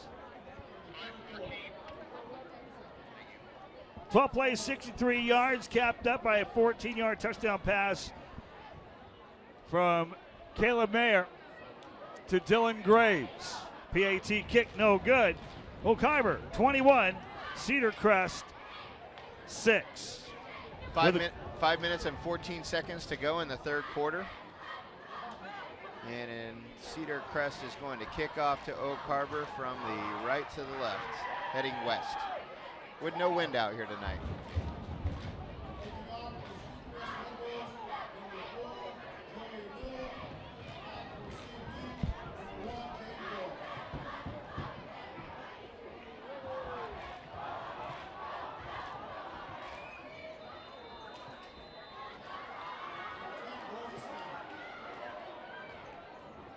Onside kick. Trying to go for the onside kick. It will take a bounce, and it will be... Didn't go 10 yards. It will be Oak Harbor football in Cedar Crest territory. But that was almost brilliantly executed. All you had to do was kick it one more yard.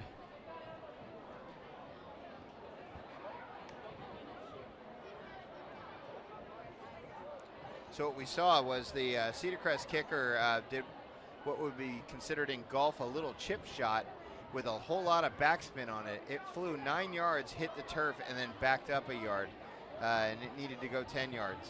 And the Cedar Crest, kickoff coverage people did a great job of taking out the Oak Harbor front line guys. So the ball was just laying there, waiting to be picked up if it went 10 yards.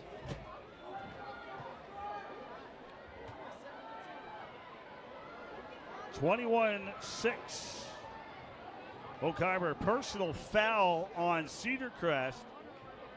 That will be, from the point of the infraction, that would be the Cedar Crest 49, and they're going to move it 15 yards. That will end up on the Red Wolves' 36-yard line. So I wonder if that is the hit that we saw that cleaned the Oak Harbor frontline guy out before the ball had gone past the 10 yards. A major penalty, 15 yards. The WIAA has been trying to, and USA Football have been trying really hard to make the game more safe, and kickoff coverage is one of those plays that they worry about. So there have been a lot of rules every year for the past 5 or 6 years that make it a little less violent, I guess, for people running for 10 yards and then hitting someone who's standing still.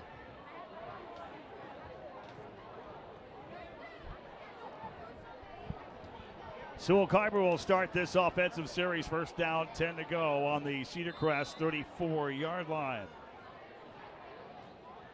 A little over 5 minutes remaining here in the third. 21-6 Cats, and the run up the middle, crossing the 30. A second charge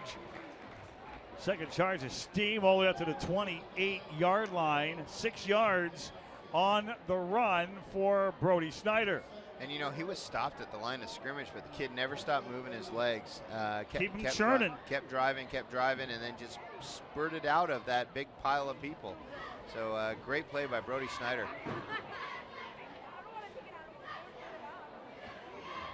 Two receivers wide left, one near side right. Kyle White rolls to his left. He's going to go out a corner route. Passes up, is caught in the end zone. Will Rankin. Touchdown Cats. 28 yards to touchdown strike. Everybody go see Will's big sister, Kelsey, at Whitby Coffee. Hey. Right? Tell her that you saw Will catch a touchdown tonight. Actually, a couple of them now. Yes. So Kelsey's a coach on the girls' basketball team, the Oak Harbor girls' basketball team, too. So we got to give her a shout out every time. But Will Rankin really tearing it up tonight. Great throw by Kida White, too. Made a nice rollout on a good fake. Defense went with the ball fake, and a great pass.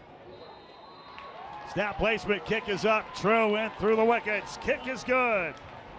Nice job by Brody Chowning for his 4th PAT of the night. Kid's also playing a whole lot of defense for the Cats. Timeout on the field. Inside of 5 minutes remaining here in the third in a fast-moving ball game. Oak Harbor 28, Cedar Crest 6. And that's 4 minutes and 30 seconds left to go in the third quarter. So that was a really quick scoring drive by Oak Harbor. Yes, indeed. 2 plays, 36 yards. Time elapsed on the drive, 44 seconds. Time of possession. Love it when things work together. That doesn't seem like a very long time, does it? Doesn't take long. Doesn't seem like a very long Doesn't time. take long for lightning to strike, and that's exactly what happened. White to Rankin. That was a little bit of my my dodgeball commentary that I learned from Jason Bateman. I've been trying to get better at this, right? Yeah, you're doing fine, man. Yeah, no, I'm trying to get better, man. We always try and get better, right? Yeah, well, we had some short practice in the spring. Yep. Yeah. Practice work in short order, so didn't get quite rusty. Just a few flakes, not the whole thing. Oh, good kick. Here's the kickoff. He'll be returned deep. Return for the 10-yard line. 15, 20, 25. Trying to get around. No. It'll end up at the 25-yard line. Cedar Crest will start their offensive series on the 30-yard line. Almost outkicked his coverage there. It looks like number 2 for Oak Harbor. That's Carson Lang. Freshman Carson Lang. I coached this kid in the spring in 8th grade ball, and now he's on varsity making a play on kickoff coverage. Great job, and there's a whole lot of Langs in Oak Harbor. Hopefully they're all they're probably all here or listening. Listening, watching, wherever they may be. Say hi to all the Langs. For sure. Out there. So Cedar Crest will start this offensive series. First down, 10 to go on their own 31-yard line. Oak Harbor 28, Cedar Crest 6 with the coach Brian Jones. John Jensen, glad to have you with us here on Wildcat TV. And SSN passes, intercepted, pick at the 45-yard line, and on the move down at the 38-yard line. Still going. The opportunity still going. Will end up across the 30, down at the 20. We wait for the official spot. It will be the 34-yard line. Jaden Boyles with a pick and a nice return to bring Oak Harbor close to the red zone to start another offensive series. JJ, they pulled him back. Apparently this ref right here blew the whistle and called him down. So he took all those shots for no reason, which, you know, kind of stinks if you're the guy. But what a great pick for the sophomore to catch it on the fingertips. And that quarterback got smashed by Caleb Comley. Hello, how you doing? Yeah, oh man, he's going to feel that tomorrow. First and 10, Oak Harbor on the Cedar Crest 38-yard line. Oh, nice play by the lineman, number 75 on the Cedar Crest play. Takes down Brody Snyder. Number 75 is Mario Narcisco Felix, 5'7", 212 pounds. He is solid. So Snyder on the run, loses one. 34 yards on 9 carries. 2 receivers wide left, 1 near side right. White will hand up. Up the middle across the 40. And down at, we'll call it the 36-yard line. Yeah, Oak Harbor trying to run that power play again where they... Finley on the run. Yep, trying to run power, which means that they pulled the offside guard and everybody down block, but they actually pulled the guard and the tackle, which 2 linemen running ahead. Cedar Crest played it brilliantly and stopped them for a short game.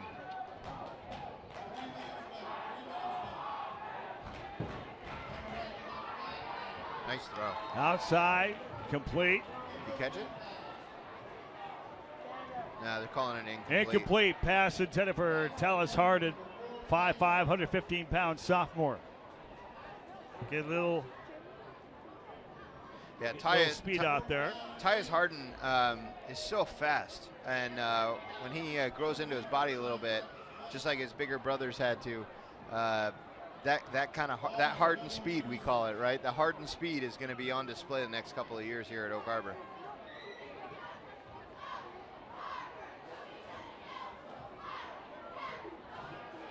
Getting lots of texts and memes about dodgeball right now. Oh, goodness sakes alive. Oh my gosh. So pass the far side. Deep throw right off the far hash mark, and pass intended for Jalen Boyles, excuse me, just overthrown. And probably a good thing because he was double covered. So it'll end up being a turnover on downs. Yeah, it was 4th down. They went for it. So Cedar Crest will start this offensive series. 1st down, 10 to go on their own 36-yard line.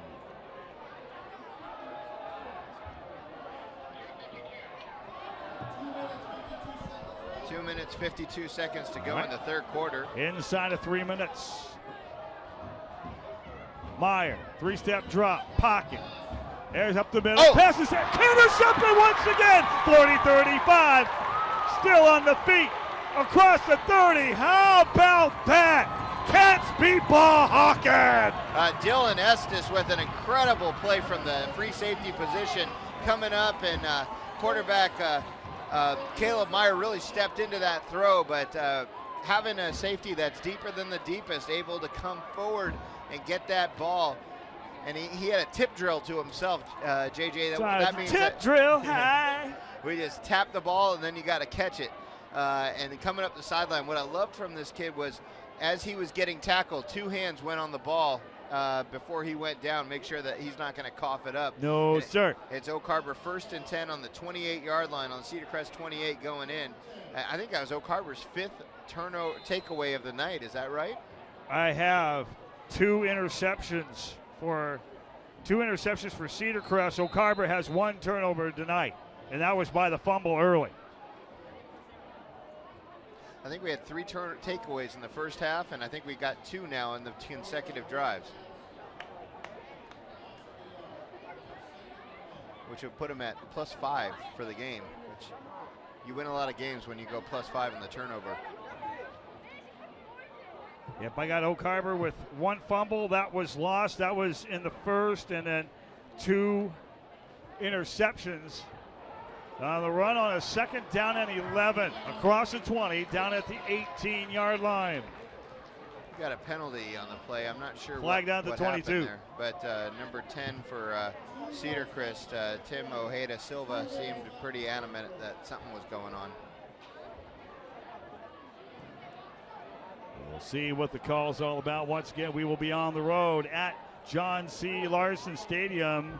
Cut block. Cut block called on Oak Harbor, so that's going to move the football back. So for people that don't know what that rule is, inside the tackles, you can do just about anything. That's a 15-yard penalty, so Oak Harbor's first major. Yeah, but once you get outside the tackle, if you go low on a guy in open field, it's a potential major injury. Yes. And so they've made that illegal at all levels of football.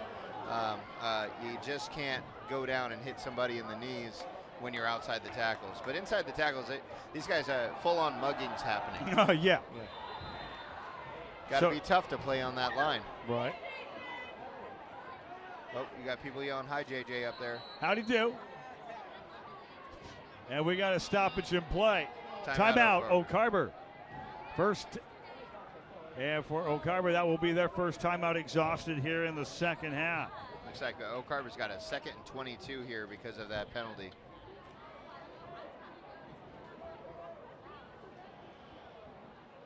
So as we get the opportunity to update the web interface, make sure everybody's on the ball and up to date.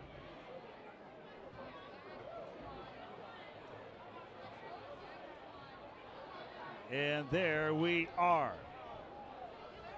Right around the 2-minute mark here in the third quarter. Oak Harbor 28, Cedar Crest 6. The last win for Oak Harbor was in the crossover game in week 9 against Everett. Everett, yeah. Yeah, it's been a while since It's been Oak Harbor slim won. pickings. And look at this, they came out in the wing tee. You see That's this? a sight to see. Yeah. I'm going to tear up. Haven't seen, yeah, there you go. Wing T, left and right. Single receivers left and right. And that is... Time to open up a little bit. Kyle White's in a little bit of a pickle. Here, air it out far side to the sideline. Pass incomplete. And we have got a Cedar Crest player down. Yeah, and there's a Flag thrown on the play on top of that. Getting back up on their own power. Clint Fiala. It's a coach's son. Yeah. 6'3", 185 and a senior. Just a real joy. Just a real joy to talk with Coach Fiala. He's in his third year with the Cedar Crest program, who are playing in an independent schedule this year for football. They normally play in the Cascade League. What used to be the Cascade League, then they played for a bit in the Northwest League, and you got the Lake Division and the Sky Division in the most recent past, as far back as this last football season in the spring during the COVID pandemic, and now there's just one division. And Cedar Crest, along with Bellingham, are playing independent schedules. This is going to be a really costly penalty on Oak Harbor. It's a spot foul, whatever it is, and I think White Hat is about to tell us what's going on. Illegal contacted ahead. Illegal personal foul against Oak Harbor. Yeah, so they had an unnecessary roughness call. That was that last signal. Yes. On Oak Harbor. So they had offsetting normal penalties and 3 penalties on that play, but the one that gets marked off is the personal foul. And that puts Oak Harbor at about 2nd and 50, 40? Second down. 10, 20, that's 30, a heck of 40, a lot. 50. 2nd and 50 yards. To get to the first down, it will be on the Cedar Crest 18-yard line. 32, 42, 42 and 6 is 48. Yeah. So, JJ, I don't know that I've ever seen this as a coach. To be deep in a hole like this. Got to get a little bit at a time. Yeah. Wing backs left and right. Up on a cross, across the 40, down to the 41-yard line. So we'll get about 7 back. Yeah, that's a Snyder. That's an old belly play that we've run at Oak Harbor for about 20 years, where we pulled the offside guard, and they're just trying to run just outside the tackle, the wingbacks, with a whole lot more blockers than they have defenders. It was good for 7-8 yards. We got 3rd and 41. 3rd and 41. First down marker is the Cedar Crest 18. 2 receivers wide left, 1 near side right. White will roll to his left. His strong side will pass, and it is caught across midfield in the Cedar Crest territory. Well, that's going to bring up 4th and about, 10, 20, Will Rankin 30? on the reception. Yeah, so they got quite a bit of it, but it's going to be 4th and 30. And it looks like the punt team is coming out, which is probably a good move. 11 yards on the pass play. White, 75 yards in passing this evening. Rankin, his 6th reception for 60 yards. Did I ever tell you that I led a campaign at Oak Harbor High School to abolish the punting position? But I was shot down. Shot down in flames. Nothing ever good happens on the punt. Or punt return. Oh, that's mishandled punt. Loose football, fumble. It will be Cedar Crest on the top of the peg on the Oak Harbor 38. And right there on top of the rock is Sam Lingerfeld, 6'3", 176, a sophomore. On the hustle on special teams. That's Oak Harbor's 2nd turnover tonight, both on the fumble. Yeah, so did I mention that I don't like punts? No? Yeah. So long snap right at the feet. Punter can't handle it clean. And then defender just regularly, Johnny on the spot, just jumps on that ball. So unfortunately it didn't work out for Oak Harbor, but right now the defense is out there and they got a 2 touchdown and extra point lead. So or 3 touchdown lead. And the student body's got the 7 Nation Army got it going on right now. Here's Meyer on a 1st down and 10. Flushed out of pocket. Aired up. This picked up again! That's number 22 again. Dylan Estes. I think that Oak Harbor has 3 interceptions. But flags thrown on the field. That is after the fact. And if that interception holds, hold on, that's the end of the 3rd quarter to boot. And the flag thrown on the play to conclude the 3rd quarter. We get word from our crew downstairs. We will know.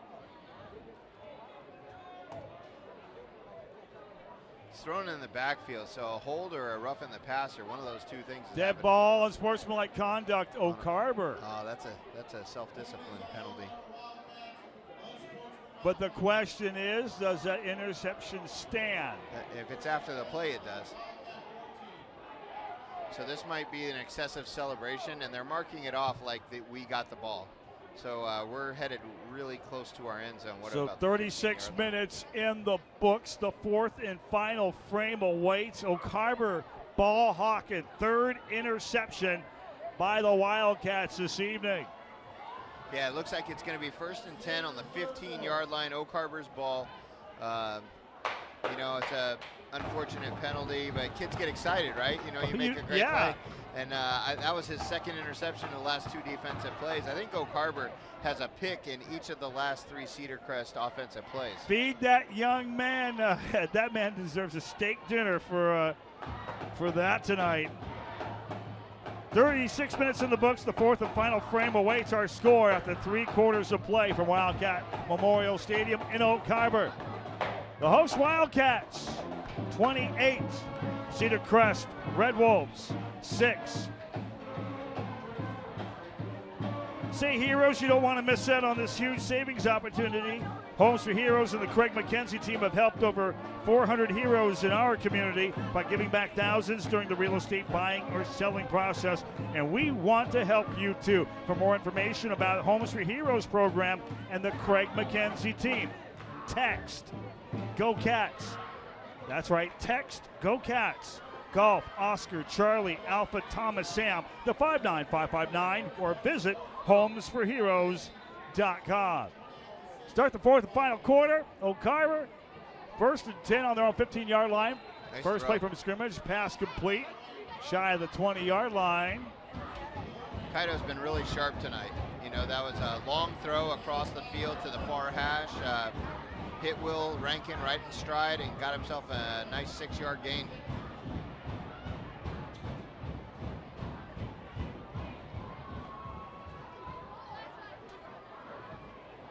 Rankin has 7 receptions, 68 yards, 2 touchdowns. 2nd down and 4 for Oak Harbor on their own 20-yard line. Run up the middle.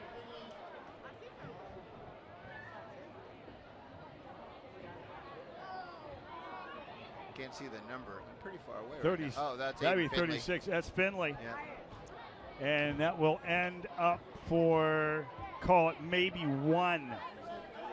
He appears to be their power back, and Brody Snyder appears to be their shifty finesse speed guy.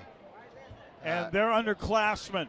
Yep, both sophomores. So really nice to have that in your stable, because they're going to develop with each other over the next couple of days or next couple of years. Yeah. It'll be a big test for Oak Harbor as they travel down to John C. Larson Stadium in Arlington. Wesco 3A North matchup. On the slant route, pass complete. See, this is the evolution of Kaido. Kaido White last year could not have completed that pass on a quick slant. Harden on the reception. Yeah, that was a really nice throw, really great catch. To the 29. Got the first down, kept the chains moving.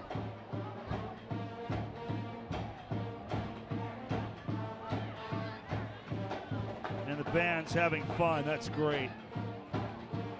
Nothing like the pomp and pageantry of the Prep Pig Party. Try to say that 5 times fast. 1st and 10, Oak Harbor on their own 29. I'm not even going to try and say that once. Here's White, near side, just beyond the reach of the intended receiver, Tallis Harden.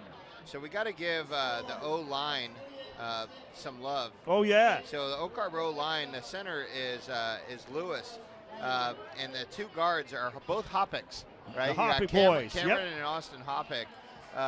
You know, who they've been playing with their big brother Chris for so many years. Nolan Bing is the left tackle, and Caleb Comley is the right tackle, and those 5 guys have really protected Kaido all day. So great job. They got some good, and Oak Harbor's got some good size too. They got 13 players, 200 pounds plus. Here's Kaido White. He'll sling it to the near side, 25-30. Flags fly everywhere. Yeah, it looks like every referee on the field saw the same thing, because there's a lot of yellow handkerchiefs at exactly the same place.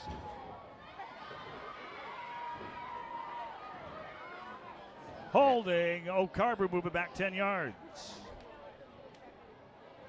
You have to replay 2nd down there. So Oak Harbor has 6 penalties for 60 yards. And almost all of those are in the second half.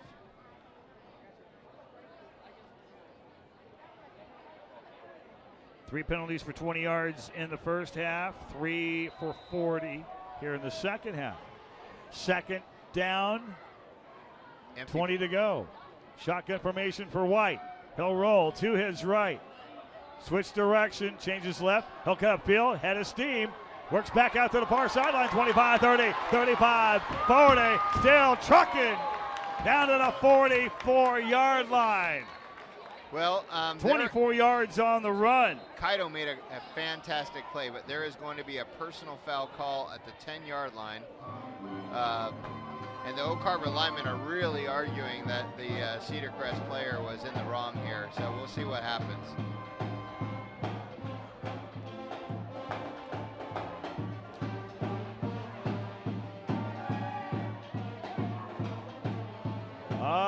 Zoot Suit Riot. Oak Harbor band may making an impact here tonight. Some Oh, of the definitely. cheerleaders look great. They're doing their thing, getting everybody riled up.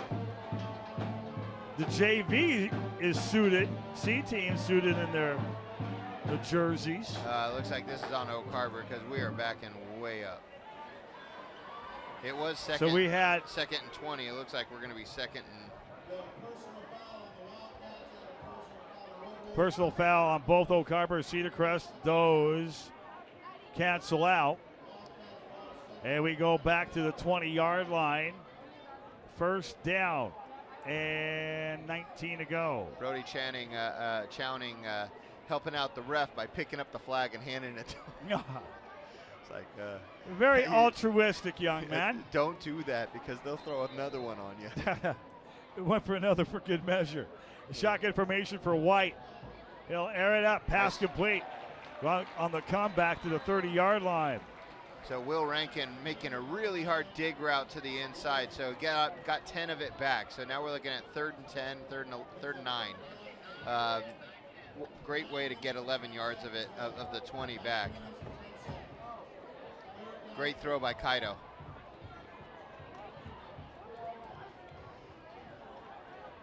$15 of 21 passing for Kaido White, 98 yards. Seems like he's thrown for more yards. Attracted with the receiver stats, they all even out. No, and we got whistles blowing, flags fly. Play is dead.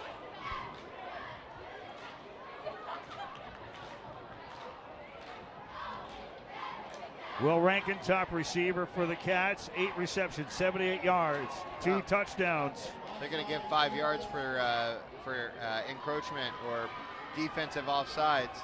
So we're going to look at 3rd and about 4, I believe. Now, it really changes what you got to do from a play call standpoint. 5th play coming up for Oak Harbor.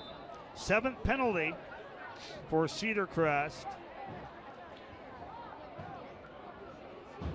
Oak Harbor's 65 yards. Oak Harbor has effectively moved the ball on the ground the entire game right now. They need 4 yards here. It's like they're in pistol, no, not quite offset formation. Down to gains the 39-yard line, and it will be just shy. Yeah, Aiden Finley tripped over his own feet coming out of his stance. Otherwise, he probably has it. It's going to be 4th and 1. Maybe he rolled his ankle. 4th and 2. They marked him short. Finley has 6 carries for 33 yards. And we've got a stoppage in play, and trainer Trev. Oh, this is cramping. He's cramping, yep. Well, he never comes off the field on defense, and he plays most offensive plays, so that'll happen. Mm-hmm. Especially when you're a sophomore. You know, you haven't had, 4 years in the weight room, 3 years in the weight room, developing those muscles. You don't understand what your water intake needs to be. Trevor Reed, one of the best trainers I've ever seen at the high school level, out there stretching them out. And Aiden Finley walking off the field appears to be just fine. And the student section down below us. Rousing applause for the young man. 28-6 Oak Harbor. And 2 years ago, Oak Harbor defeated Sequam Secondary out of Delta, British Columbia. And a toss to the near side on a 4th down and 2. More than enough for the first down, 45 midfield in the Cedar Crest territory. Keep on trucking, Brody Snyder. Brody Snyder making a great run off the left side of the line and just running up the sideline. It looked like Cedar Crest was ready to defend for 1 yard, and once you beat them on that 1 yard, there was a big open sideline. Great run by the sophomore. Snyder with 16 yards on that run, 11 carries, 57 yards. The 12th first down for Oak Harbor. Jet City Kitties on the move, 1st and 10 on the Cedar Crest 47-yard line. 2 receivers wide right, 1 near side left. Wing back to the left. Delay the handoff up the middle across the 45 down at about the 43. That looked like Jeremiah Copeland, number 23 on that run, and that's so much fun to see too. I coached him we call it the midget division, the 8-9-year-old division in youth football many years ago. And it's fun to see these guys work their way up to varsity and do a great thing. He's a junior this year. And speaking about youth football, our coverage, Northwest Washington High School football on Sound Sports Net and Wildcat TV, brought to you by Oak Harbor Youth Football and Cheer. And we will feature the Youth Football Championships in Northwest Washington. That'll be coming up around November. On a 2nd down and 7, run out to the near side left, across 40, 35, and still on the feet. Inside the 30, down at the 28-yard line. A spirited run. Jeremiah Copeland again, making a really hard run, saying, hey, Coach, keep me in the ball game. I got something for you. How about 17 yards on that toe? Yeah, you know, and a lot of running backs would have run out of bounds there after that first hit. He went back to the middle field and said, Get on that spin cycle. Yeah. Uh-huh. Yeah, and so what you're saying, JJ, about youth football. Yes. Man, come out and support those kids. Fort Nugent Park, just about every Saturday after Labor Day, we have games out there. Copeland again. Copeland again on the run, the 25, down at the 24-yard line for a 3-yard gain. 3 runs, all positive yardage, and Jeremiah Copeland excited to be in there. 11th play of the drive coming up for Oak Harbor, chewing up lots of clock. And with a lead, 28-6.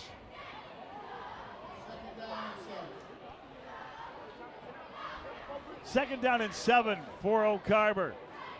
Run up the middle. Copeland again. Spins 15, still on the feet, down at the 12-yard line. I like this kid. I like the way you move. Oh, and another personal foul right at the end of the play. That's awful. And Oak Harbor needs to get back in the huddle right now. So personal foul, if that's on Oak Harbor, that will be their 7th penalty. Yeah, it looked like there was some extracurricular at the end of the play on with a Cedar Crest player. Will Rankin might be there taking the heat on this one. Well, they'll review the video and figure out where all the... He's such a nice boy. They got to have this wrong because he doesn't get personal fouls. I know his mom would agree with me. She's probably in here watching, though. Right. They'll take him all the way back to the 27-yard line, the original line of scrimmage.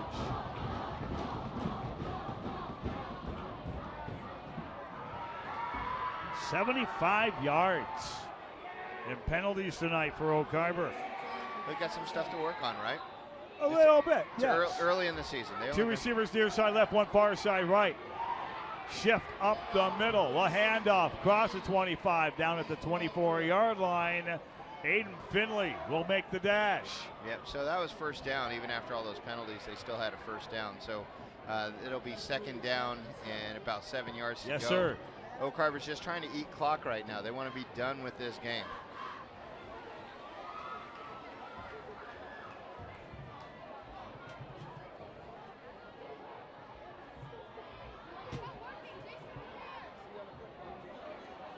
Second down and 7. Toss out to the far side of Snyder. Looked like Snyder wasn't quite sure what the play was supposed to be on that because there was a big pitch motion, like they were supposed to pitch it really far, and he was only 2 yards away from the quarterback. So that was kind of a broken play on that one. Will end up being a loss of 2. Yeah. 3rd and close to 10 yards now. Oh, and another penalty. Penalty flag was thrown. Unsportsmanlike conduct on Oak Harbor. They got to get this cleaned up. They got to clean that up. And quick.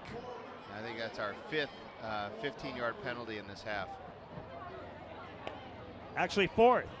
Well, they had the one that was offset that they didn't count. That's correct. So when you're a coach and you're thinking about what you're trying to teach discipline for your players and be focused on doing the right things, you count them all.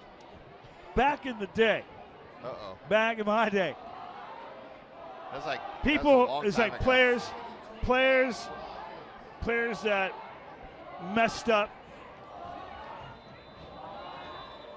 we had an after practice activity called Whiff. Wise guys, idiots, and fools. I remember that run. That was awful. Oh, yeah. 1,000-yard run. 1,000-yard run, but every 10 yards you're doing a push-up, a sit-up, a burpee, a leg lift. It'll make you think not to do that kind of stuff. Right. Definitely not the most fun. So we got a timeout on the field. Timeout Oak Harbor.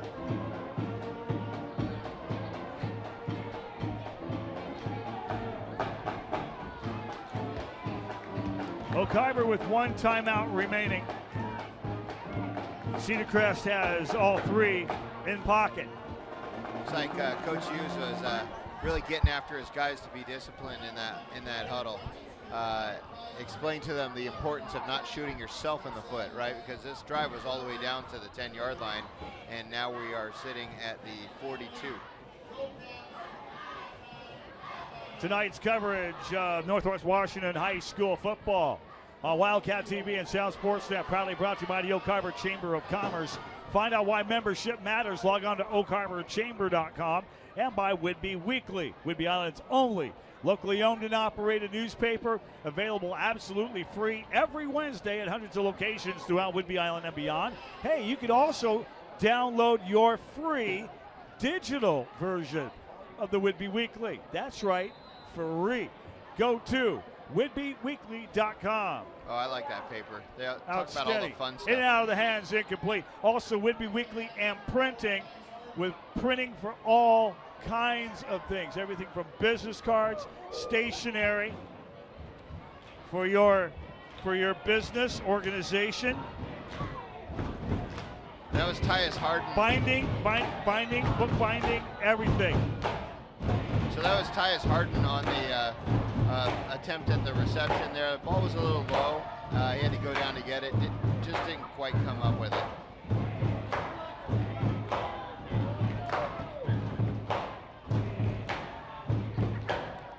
If you'd like to be a proud sponsor and supporter of our webcast coverage, especially when we go on the road, but we got audio only, get in contact with us at soundsportsnet.com on a 4th down and 25. Another penalty. And this is where discipline kind of gets lacking, and that's something that you've got to maintain. You got to have your focus from start to finish. Nolan Bing was very disappointed in the call, to say the least.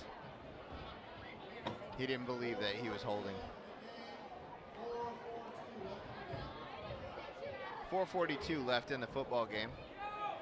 And it's going to be holding on Oak Harbor, decline. It's going to be a turnover on down, Cedar Crest ball. A long, sustained drive.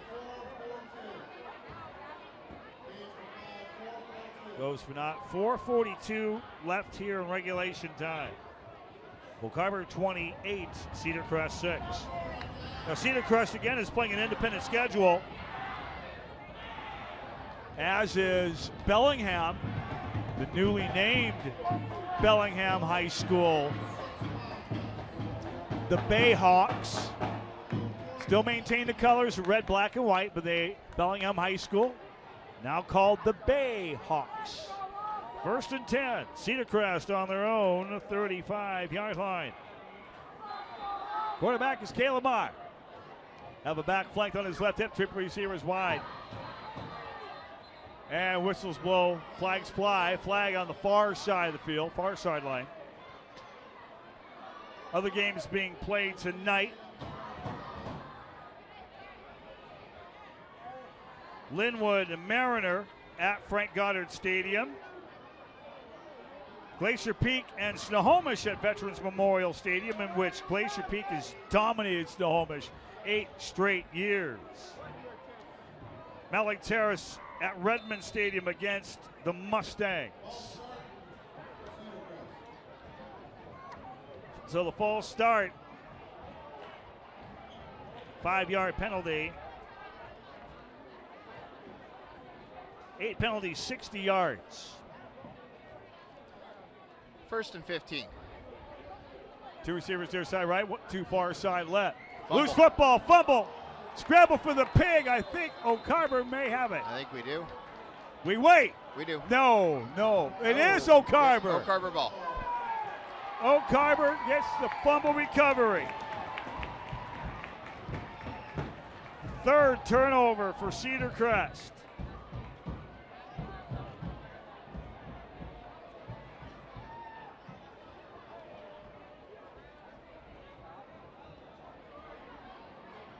So O'Carver will have excellent field position.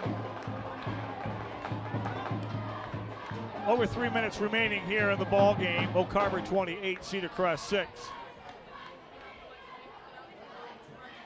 First and 10 Wildcats on the Cedar Crest 24-yard line.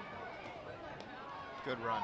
Good run indeed, across the 20 to 15 and down at about the 14-yard line. So that was the wing tee. Finley. That was last left, and Aiden Finley just ate it right up. You got a really nice fan block from your tackle and your guard and your tackle, and the lead back was the wing back coming through the B gap to block the linebacker. Is that a good 9-yard run? Indeed, 9 yards. And we got a stoppage in play as another player, more cramping going on now. Not just for football players, but for all athletes, even us weekend warriors.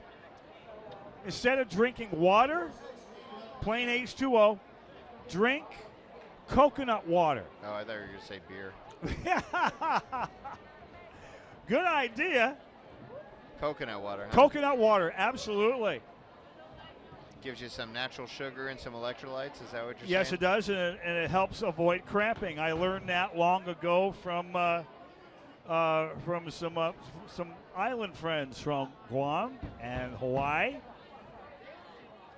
You know, these guys with their age and stuff, I'm sure that would work for everybody. Yes, it water. would. But with these guys at their age, the hardest part about coaching an athlete to get to the varsity level is getting them to eat right and drink right, which means eat more often, cleaner food, and getting them to drink about 1 gallon to 2 gallons of water a day.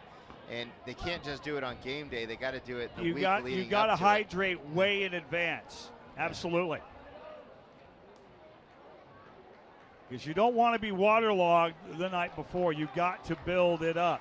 I don't know how many times I heard Trevor Reed give us coaches a lecture on getting our athletes prepared by having them start drinking water a week before the game. Yes. John Madigan was the injured player for Cedar Crest, up on his own power. Madigan, 6'2", 190, and a senior.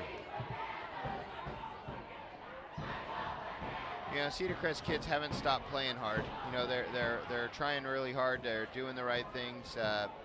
You know, they're getting beat a little bit right now, but you can see the effort's still there.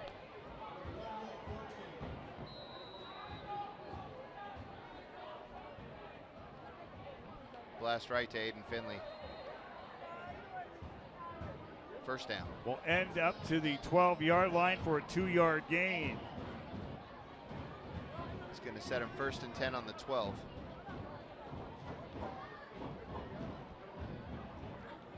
And right now they're just trying to wind the clock. 9 carries for Finley for 47 yards. He's played a nice game on both sides of the ball.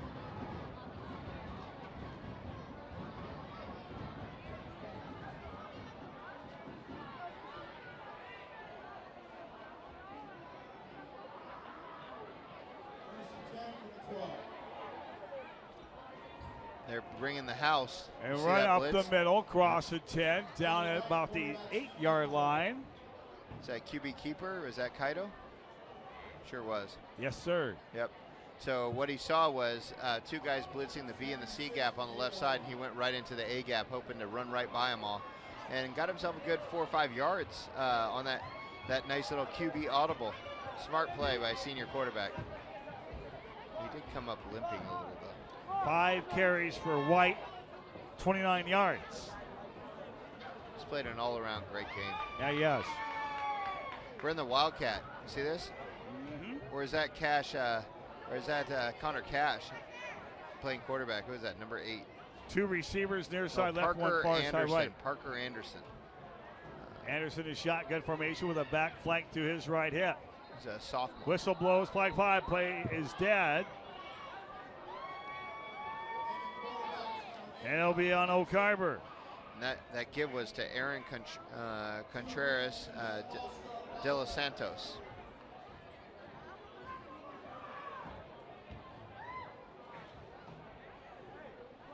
O'Carver definitely got to tighten up the reins a bit on the for penalties.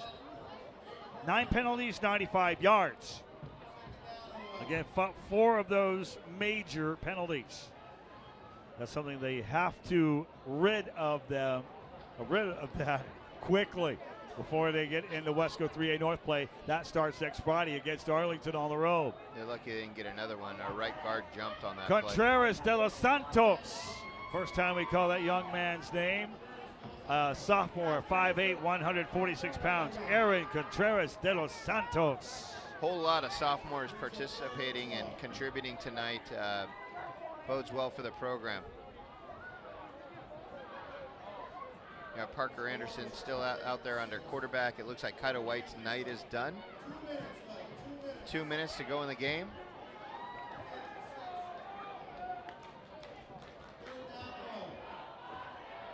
Two receivers wide to the right, one near side left. Toss out far side. Contreras de los Santos wants to turn a corner. He'll get to onto the 9-yard line. Yeah, he took a shot on that quick pitch, but he did get 5 yards or 4 yards. But it's going to be 4th and 6. 4th and a long 6. We'll call it 4th and 7. First down marker at the 2.5. See if they kick a field goal here. Timeout, O'Carver. Might see if Chowning can kick a field goal here. I mean, it's a short kick. What are we at? The 9-yard line. The 9. Yeah, so we're looking at 19 plus 7 or a 26-yarder. 26 is. That's doable. 26, 27 yards. Yeah, it's a chip shot. Well, I don't know. Have you ever tried to kick a 26, 27-yard field goal? Yeah. Yeah? Yeah. That's what I did. It's not a chip shot for me. It's like I'm probably about 20% on that one, especially from a hash. I was converted toe punch kicker with a spot built. Didn't you play in the years of Kevin Bell when he was the real big kicker in Harbor, right? Yeah, wait, it was Dave Northrup. Oh. Dave Northrup. This was the 1983 season. Oh, 83. 83-84 school year. Oh, okay. So we're going way back. They're going for it. Here we go. We got a field goal potential for Brody Chowning. The spot is the 15-yard line, 25-yard kick, and whistles blow, flags fly. Play is dead. Back to the story. 1984 season. Snohomish was undefeated. They came up to our patch at Memorial Stadium on the old Midway and Whidbey Avenue now, the 700th Avenue East. It was David Northrup that booted a 33-yard field goal to shut down the number 1 ranked undefeated Snohomish Panthers. And this town partied all weekend because the rivalry with Snohomish was huge. We're going to try it one more time. This time, the spot will be the 11-yard line, 21-yard field goal. It is blocked. Loose football, fumble, and it will be taken on top by a Wildcat, and that will be change possession. There goes the field goal experiment. But yeah, no, it was a really good play by Cedar Crest. I didn't get the number of the kid that dove in there and blocked that thing, but nice play by them. It ricocheted all the way back, and Brody Chowning tried to jump on the ball, and it ricocheted even further, so they end up netting about 30 yards on that.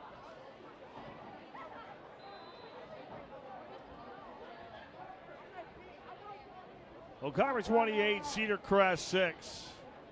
Red Wolves start this offensive series. First and 10 on their own 42-yard line. Pass it to the near side complete. 40, 45, midfield. Nice tackle. Prone on the receiving end. Tyus Harden tackling just like his big brothers did. Open field, beautiful open field tackle. Stops him just short of the first down. Gain of 9 on the connection.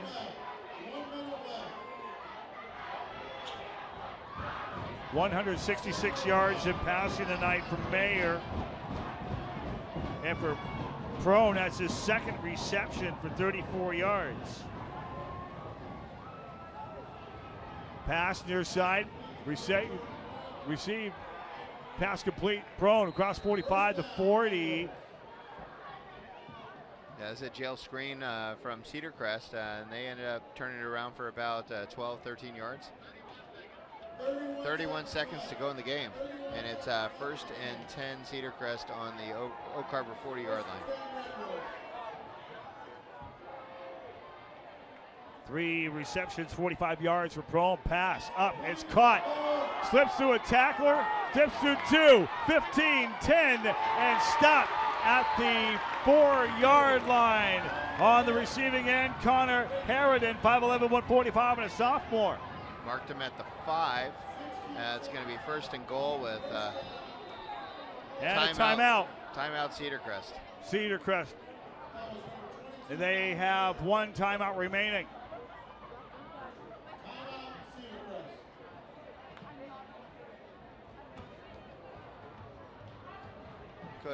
Coach Asveld's going to get him fired up about not giving up this touchdown right now and finishing a game.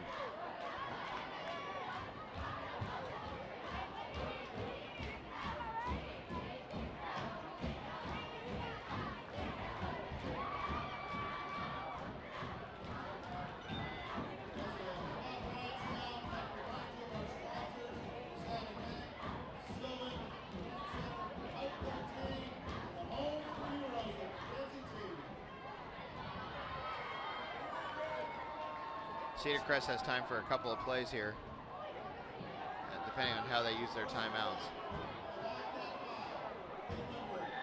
First and goal, Cedar Crest. On the Oak Harbor 5-yard line, trip receivers wide left, 1 near side right. Inside of 30 seconds remaining in the ball game, Oak Harbor 28, Cedar Crest 6.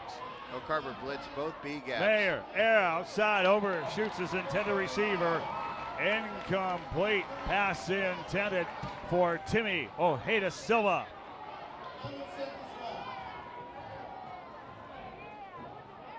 So they lined up and showed blitz, and then they came on that 5-yard. They got to be real careful that quarterback didn't see that and snaps this next one and just walks outside. When you give up your linebackers that way, it's a little bit difficult to stop that outside run. Don't forget, at the conclusion of this cast on the video side of the house, they'll be closing up shop at the conclusion of this game. We will have post-game audio on SoundSportsNet.com. And the quarterback, Keat, from 5 yards out, will bring it to the end zone. Touchdown, Cedar Crest Red Wolves. So, JJ, this is what I was saying. When you show your linebacker blitz early and they're coming, quarterback took one look at his receiver, he was covered, and then it was just a race to the corner because he knew he could outrun the defensive lineman. So Oak Harbor gives up a late score, really not a factor in the game, and most of their number 2s and 3s are in right now. But you always want to get better at the end of a game.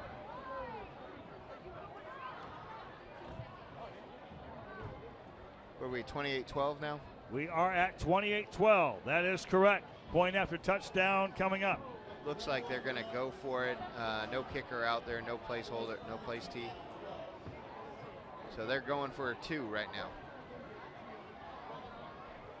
Quarterback Caleb Mayer in shotgun formation. Will take the snap, pass near side. He'll float it, and it's way short. Pass incomplete. Yeah, he was hit on the elbow as he was trying to throw that. Good pressure by the Oak Harbor front line.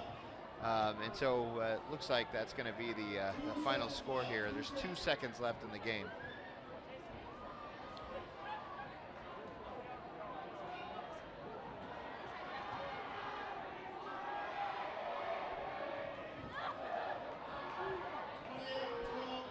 So the student body breaking off a little steam. How about that? It's been a while since we won a football game here, and it feels really good. Regular season, 2 years. Yeah, really nice. We talked about that crossover game against Everett 2 seasons ago, and yes, both teams had some pretty rough records going into that game. So, but this is a nice win. A much-needed win for the confidence, especially with what these kids have gone through on the football field and off, the challenges from the COVID pandemic. Anything that demonstrates fortitude to be able to have the ability to adapt, learn new things, develop new skills, being able to apply them on and off the field. Here's the run up. Short kick is touched up. Loose football, fumble is recovered by O'Carver on all 45. That should do it for the game. Bounced around enough. That should have been 2 seconds. That's the horn. That is the game. Final score, O'Carver 28, Cedar Crest 12. Great way to start the year, JJ. Absolutely. So O'Carver will raise their record to 1-0. Cedar Crest 0-1. Cedar Crest Red Wolves will take on the Burlington Edison Tigers from legendary Kirkby Field in the Hub City. A game scheduled for a 7 o'clock kickoff next Friday, September 10th. O'Carver takes to the road for the Wesco 3A North opener against the Arlington Eagles. For our folks on the video side of the house on Wildcat TV on YouTube, we thank you so much for joining us. For those of you wanting to make the transition and get the numbers, figures, stats, and facts of this game, connect with us on SouthSportsNet.com. If you're accessing the audio stream right now, we'll break away. We'll get some final notes for you before we close things up for tonight.